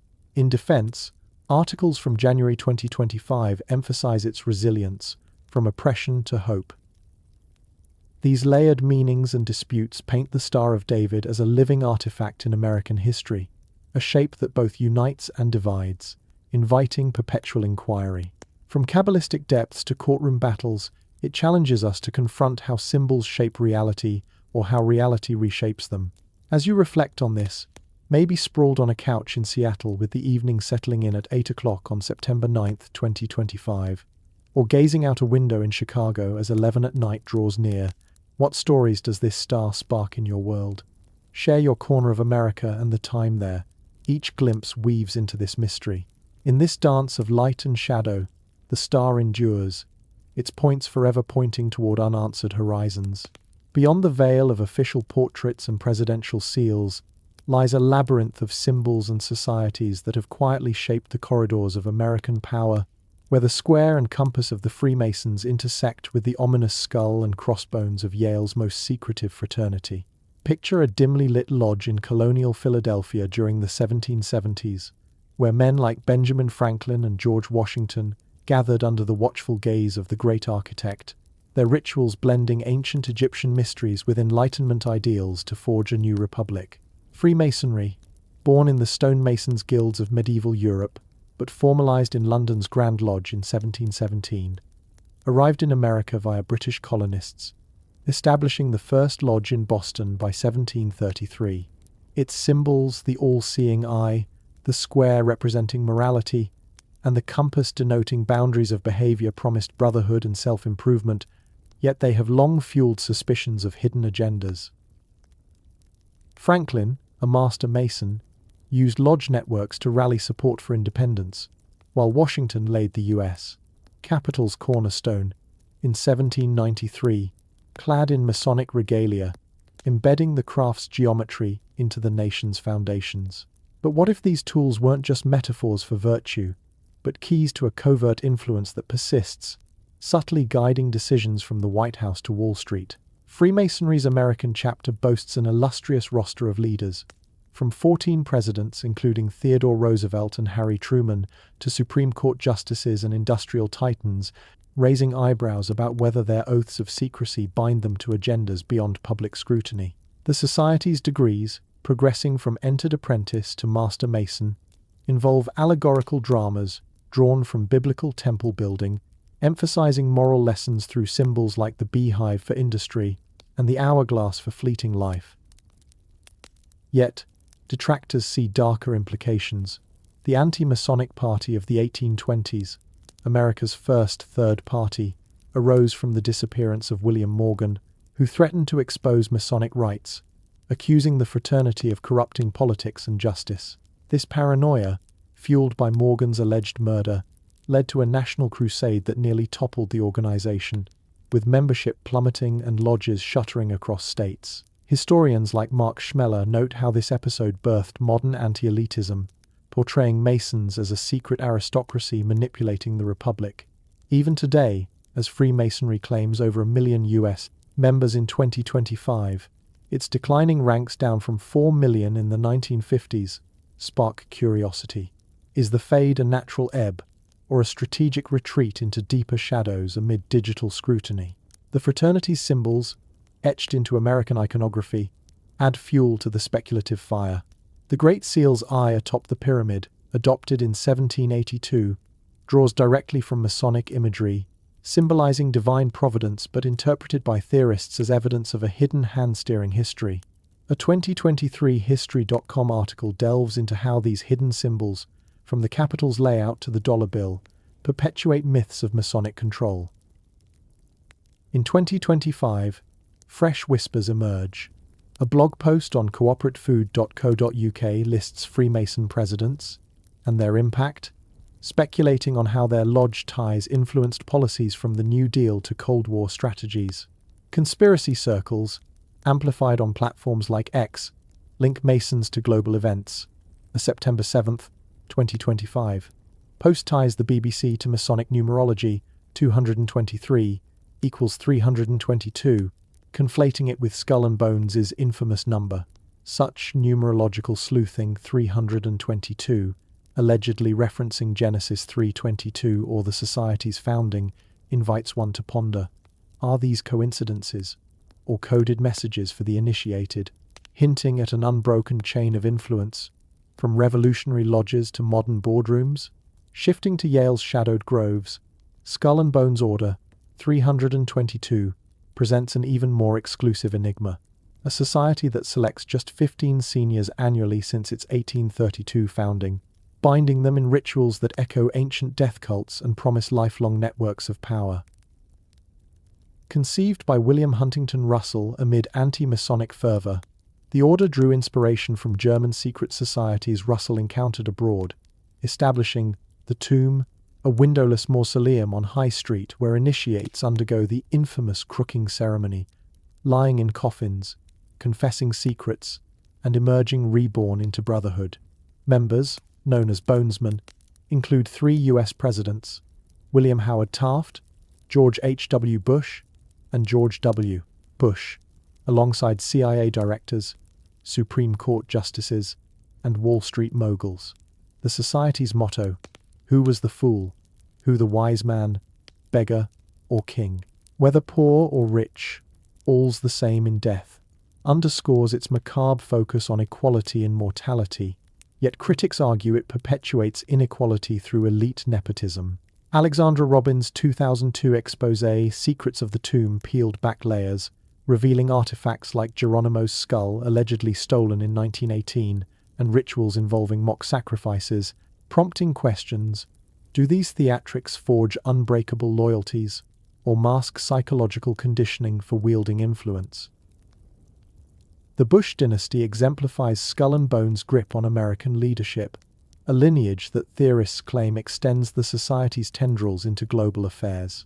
Prescott Bush, tapped in 1917, navigated banking scandals tied to Nazi financing in the 1930s, later becoming a senator whose connections allegedly smoothed paths for his son, George H. W. Bush, inducted in 1948, and grandson George W. Bush in 1968. The elder Bush's CIA tenure in 1976, and presidency from 1989 to 1993, followed by his son's terms from 2001 to 2009, coincided with pivotal events like the Gulf War and Iraq invasion, which conspiracists attribute to Bones' agendas of resource control and New World Order, a phrase Bush Sr. popularized in 1990. John Kerry, another Bonesman, faced Bush Jr. in the 2004 election, dubbed the Bones election, fueling notions of controlled opposition. A 2024 Atlantic article explores how recent diversity pushes at Yale challenged the society's exclusivity, with alumni debating equity while guarding traditions. Yet, in 2025, a paradigm shift post revives old myths, linking Bones to CIA directors and presidents, speculating on ritualistic grooming for dominance. Beyond presidential ties, Skull and Bones' symbols, the skull evoking memento mori and crossbones, signaling piracy or poison, intersect with broader conspiracies, often conflated with Freemasonry and Illuminati. The number 322, purportedly marking the society's charter or Demosthenes' death in 322 BC, appears in numerological theories. A 2025 ex-post from September 7th equates it to BBC equals 223 equals 322, tying media to secret orders. Another August 25th post lists Bones among elite groups like Black nobility and Jesuits, portraying it as a death cult preserving bloodlines through rituals. These connections extend to intelligence. William F. Buckley Jr., a Bonesman, founded the National Review while aiding CIA operations, while Averell Harriman shaped Cold War policy. Theorists whisper of Bones' involvement in everything from the Kennedy assassination to modern surveillance states, citing the Society's barbarian alumni network as a shadow government. A 2023 Medium article delves into its significance, noting Bush's and Kerry as exemplars of elite continuity. Freemasonry and Skull and Bones converge in American law through shared themes of secrecy and symbolism, with Masons like the Bushes bridging both worlds. Prescott was a high-degree Mason alongside his Bones affiliation. This overlap fuels grand narratives. A 2022 NPR piece on Masonry's relevance notes its allure for conspiracy writers, blending politics and power. In 2025, an Instagram reel revives Skull and Bones conspiracy theories, linking it to Vatican wealth secrets. Another X thread from August 22 groups Bones with Illuminati and Freemasons under a cabal umbrella, emphasizing media and pharma control. These societies' rituals, Freemasons' Hiram Abiff legend of resurrection mirroring Bones' coffin rebirth, suggest archetypal initiations, perhaps drawing from Knights Templar lore, suppressed in 1307 but allegedly surviving in Masonic degrees. The Templars' Red Cross and wealth accumulation echo in American myths. Some claim Templar treasures funded early colonies, with symbols influencing Masonic rites. A 2024 Beardy history post on Bones highlights its political ties and bizarre rituals, like stealing relics, fostering a cult of death that binds elites. In 2025, a YouTube video titled Skull and Bones, the Elite Society Controlling the World, from March 21st explores its alumni and conspiracies, questioning if rituals prepare leaders for moral ambiguity. Such content proliferates. An April 20th ex-post asks Grok to lecture on America's secular founding by Freemasons, underscoring their role in separating church and state. These symbols and societies provoke endless curiosities. Do they empower enlightened governance or perpetuate hidden hierarchies? From Washington's apron to Bush's bones pin, they hint at unseen forces molding destiny, leaving us to decipher if America's leaders serve the people or an ancient order's grand design. The square measures actions, the compass draws circles of influence, the skull reminds of mortality, yet together they form a puzzle where each piece conceals another layer, inviting us to question the architecture of power itself. In the hushed alcoves of forgotten libraries, where dust motes dance like ethereal spirits, ancient manifestos from the early 17th century Europe still pulse with an otherworldly energy, proclaiming the dawn of a brotherhood dedicated to hidden wisdom and universal reform. These were the Rosicrucians, shrouded in the enigma of 3 anonymous pamphlets, the Fama Fraternitatis, Confessio Fraternitatis, and Chimical Wedding, published between 1614 and 1616, weaving tales of a secret order founded by the mythical Christian Rosenkreuz, a traveler who allegedly unlocked the secrets of alchemy, Kabbalah, and Eastern mysticism during his journeys to Damascus and Fez. Their symbol, the rose cross, a blooming rose at the center of a cross, evokes the alchemical marriage of opposites, the rose for divine love and secrecy, the cross for sacrifice and resurrection, a motif that predates them, echoing Egyptian ankh and Christian rosary beads. But imagine if this floral emblem wasn't just poetic flourish, but a coded blueprint for influencing empires, its petals unfurling to reveal how Rosicrucian ideals seeped into the very soil of America, perhaps guiding the hands that drafted its founding documents. The Rosicrucians' allure lies in their promise of esoteric knowledge, a general reformation of mankind through science, philosophy, and spirituality, free from dogmatic chains. They claim descent from ancient sages, blending Hermeticism with Christian mysticism, advocating for a society where enlightened minds could harness nature's secrets, transmuting not just metals, but souls. No formal order existed until the 18th century, when groups like the Golden and Rosy Cross in Germany formalized rituals, but the manifesto's impact was immediate, inspiring intellectuals across Europe. Sir Francis Bacon, the English philosopher whose New Atlantis in 1627 envisioned a utopian society ruled by wise scientists, is often linked to Rosicrucian thought, his writings mirroring their calls for empirical knowledge and hidden colleges. This connection whispers across the Atlantic. Bacon's ideas influenced American colonists, with some historians suggesting Rosicrucian principles shaped the Royal Society's scientific ethos, which in turn touched founding fathers like Benjamin Franklin and Thomas Jefferson. In America, the ancient mystical order Rosicrucis, AMORC, founded in 1915 by H. Spencer Lewis in New York, claims over 250,000 members worldwide as of 2025, teaching meditation, reincarnation, and psychic development through correspondence courses.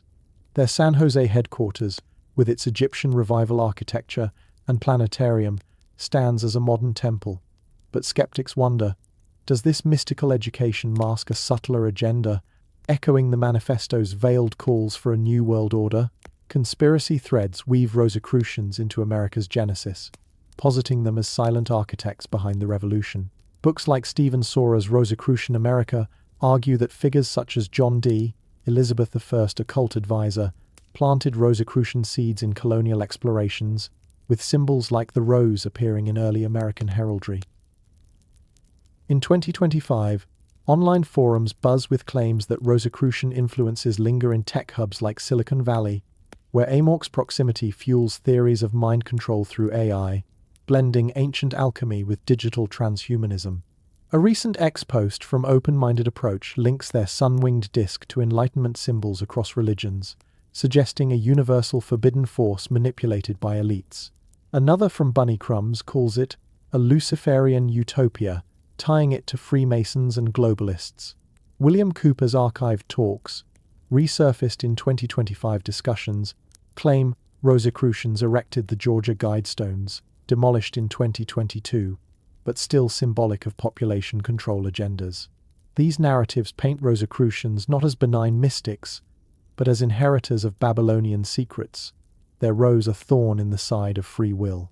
From these rosy shadows emerged the armored silhouettes of the Knights Templar, a medieval order whose red cross paté, a flared cross evoking blood and fire, became synonymous with crusading zeal and untold wealth. Founded in 1118 by Hugues de Payens to protect pilgrims in Jerusalem, the Templars amassed fortunes through banking innovations, essentially inventing modern finance with letters of credit that allowed travelers to deposit gold in one temple and withdraw it in another.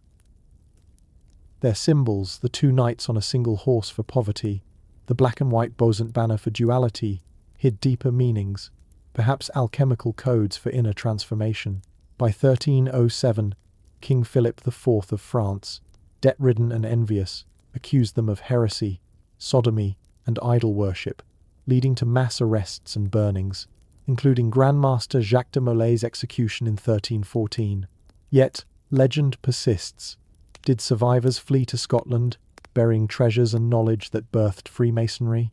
Scottish Rite degrees explicitly reference Templar themes, with the Knights Templar Masonic Order requiring Christian faith and chivalric vows. The Templar Freemason link tantalizes, with theories suggesting Templars influenced early Masonic guilds, their cross evolving into the Maltese cross in higher degrees. In America, this echoes in founding myths. Some claim Templar fleets sailed to Nova Scotia in the 1390s, hiding the Holy Grail, or Ark of the Covenant at Oak Island, a site of ongoing excavations featured in 2025 documentaries, probing magnetic anomalies and carbon-dated artifacts. Henry Sinclair, a Scottish noble with alleged Templar ties, is said to have explored America pre-Columbus, influencing maps like the Zeno narrative. Freemasons like Washington, who wore Templar-inspired aprons, purportedly drew on this heritage for revolutionary symbols. In 2025, a Square magazine article explores Templar chivalric influences on Masonic ethics, while YouTube dives into Templar Freemason connections, speculating on shared rituals like the York Rites Templar degrees. These ties evoke a hidden continuum, Templar banking secrets fueling modern finance, their cross a silent sentinel in American military orders like the Knights Templar of the US. This web tightens around the New World Order, NWO, a conspiracy hydra, envisioning a totalitarian global government orchestrated by secret societies, its symbols like the pyramid eye on the dollar bill serving as alleged markers. Coined in the 20th century but rooted in fears of one-world governance, NWO theories surged post-Cold War, with George H.W. Bush's 1990 speech invoking it as a peaceful era, twisted by theorists into elite plots.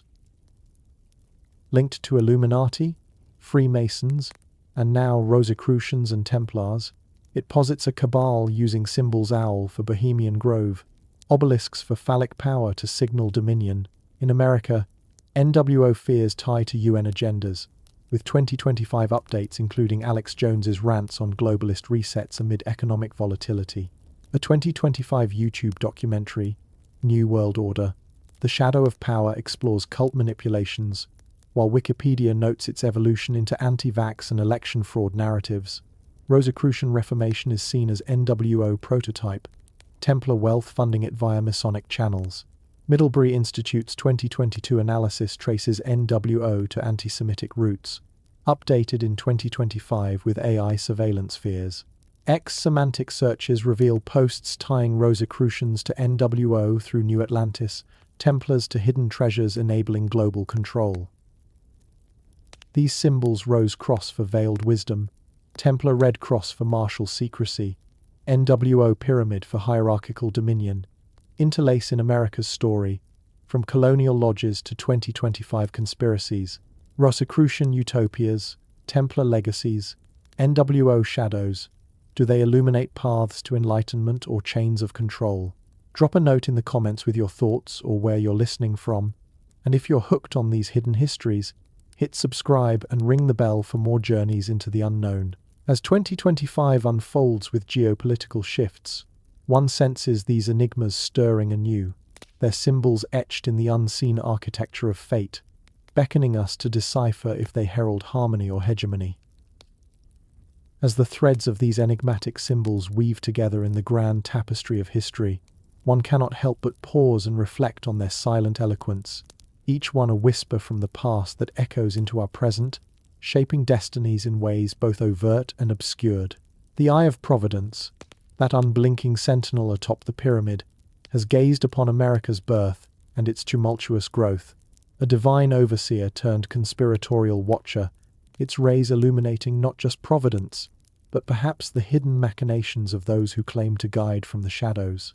Then there's the Black Sun, lurking in the recesses of forgotten castles, its radial arms a dark star that once fueled the engines of genocide and now pulses in the undercurrents of modern extremism, reminding us that symbols of eclipse can herald not light, but an abyss of hatred reborn.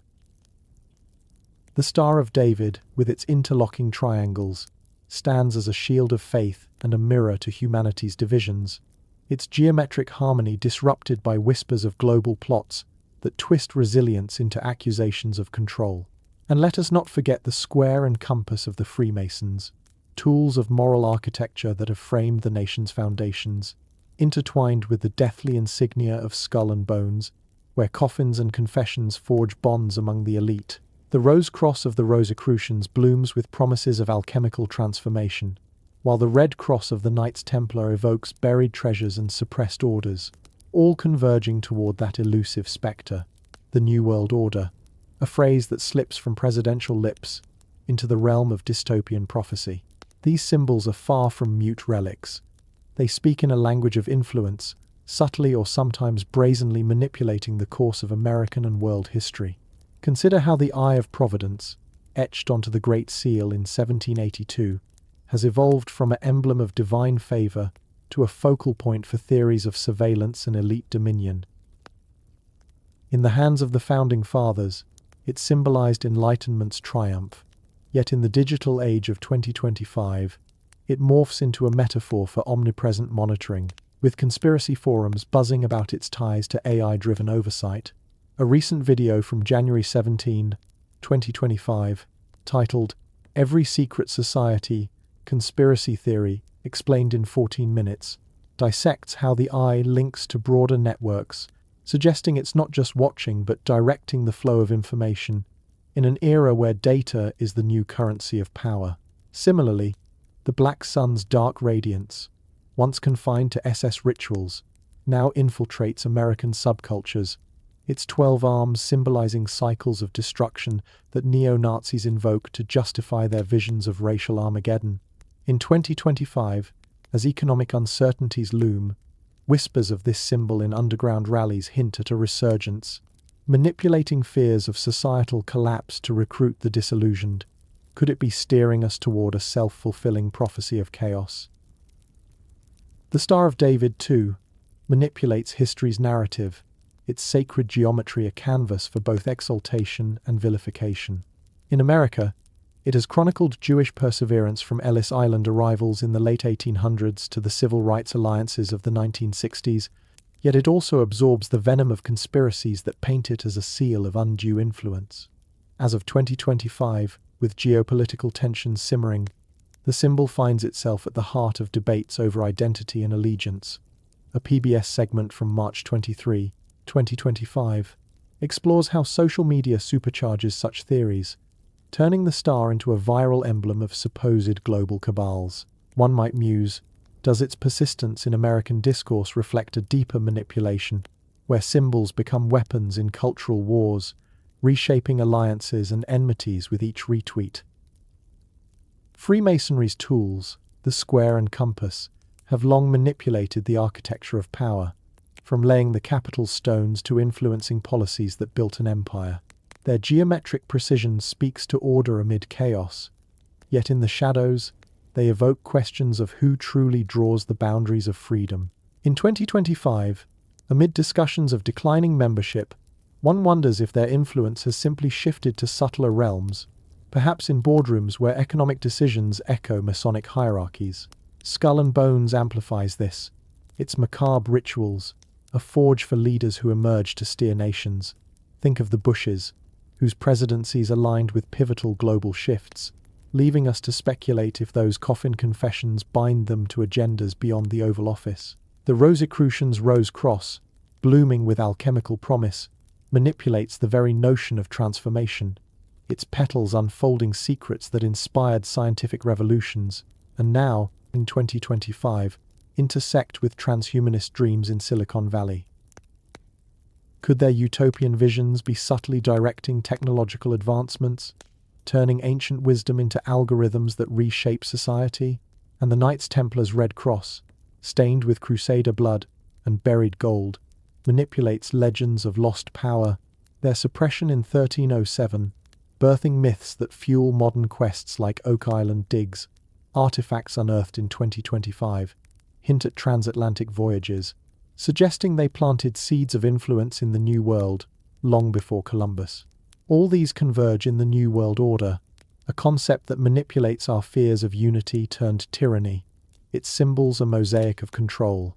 From Bush's 1990 utterance to 2025's conspiracy newsletters predicting cartel enforcements under new administrations, it posits a world where these emblems orchestrate events from pandemics to elections. A Taylor Fellow lecture from August 5, 2025, delves into Antipodean conspiracy theories, drawing parallels to American ones where symbols like the eye or cross fuel narratives of hidden governance. Yet, the true manipulation lies in their ambiguity. They invite interpretation, turning passive observers into active seekers, questioning if history is written by victors or by those who master the symbols. In America's story, these icons have manipulated pivotal moments: the Revolution's Enlightenment spark, the Civil War's moral reckonings, the Cold War's ideological battles, and now, in 2025, amid AI revolutions and geopolitical realignments, they whisper of a world where power isn't seized but symbolized, where the eye sees all, the black sun eclipses hope, the star divides, the square measures loyalty, the skull reminds of mortality, the rose promises rebirth, the cross guards secrets, and the new order awaits. But here's the lingering thrill. Are we pawns in their game, or do we hold the key to reinterpreting them? As symbols evolve with us, manipulating perceptions from ancient scrolls to viral feeds, they challenge us to peer deeper into the shadows, where history's true authors might still lurk, their next move veiled in emblematic silence. What untold chapter might they script next, and will we recognize the signs before the page turns? The symbols we've explored, the Eye of Providence, the Black Sun, the Star of David, the Freemason's square and compass, the Skull and Bones' deathly insignia, the Rosicrucians' rose cross, the Knights Templar's red cross, each carry echoes of power that ripple through America's past and present, leaving us to wonder what secrets remain locked within their silent geometries. As we pause in this nocturnal journey, imagine sitting in a quiet room, the glow of a screen casting shadows that seem to dance with these very emblems, inviting questions that tug at the edges of curiosity. What do you see when you gaze upon the dollar bill's eye in your wallet? Perhaps while sipping coffee in a Seattle diner at 9 in the evening on September 9th, 2025. Does it watch back, a guardian or a sentinel? Or perhaps you're in Miami, pondering the Star of David's dual role.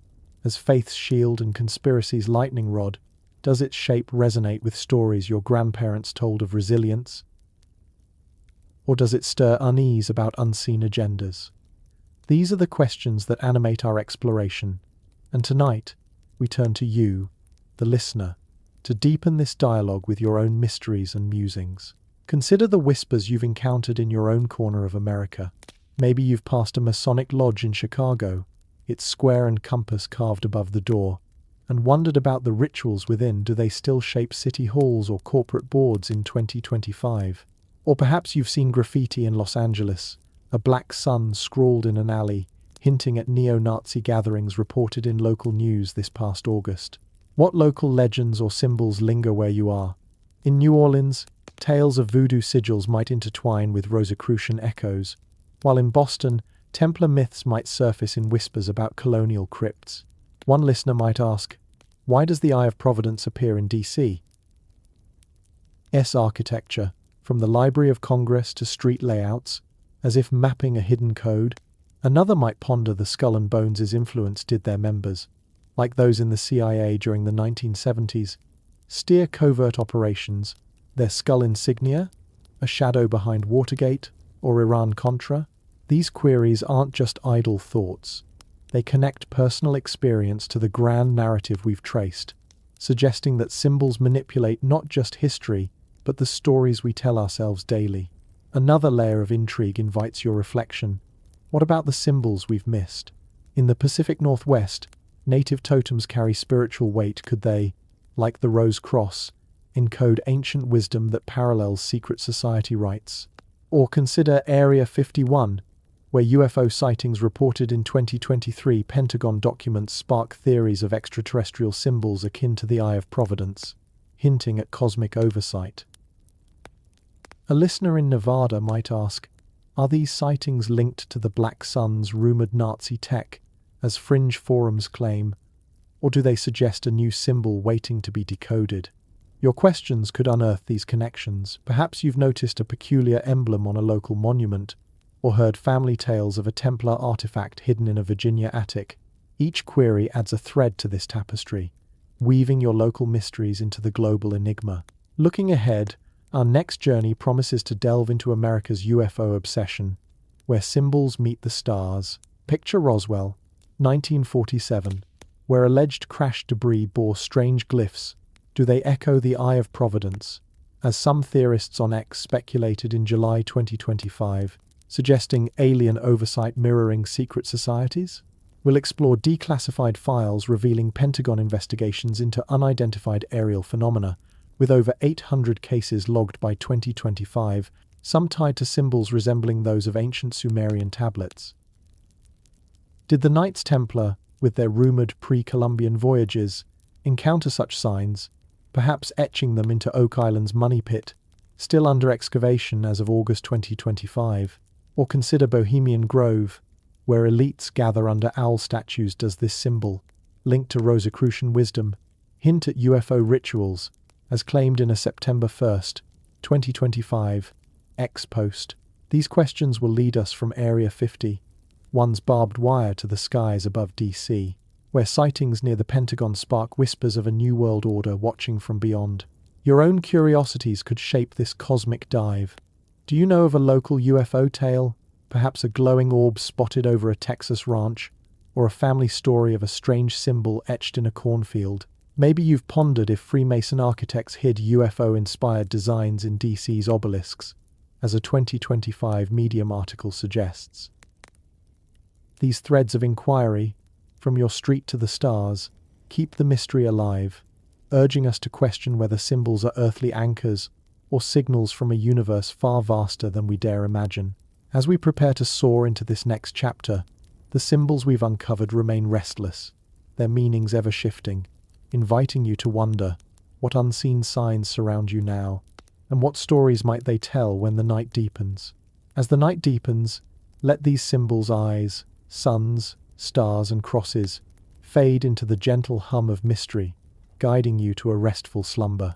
Good night, and may your dreams unravel secrets as vast as the stars above.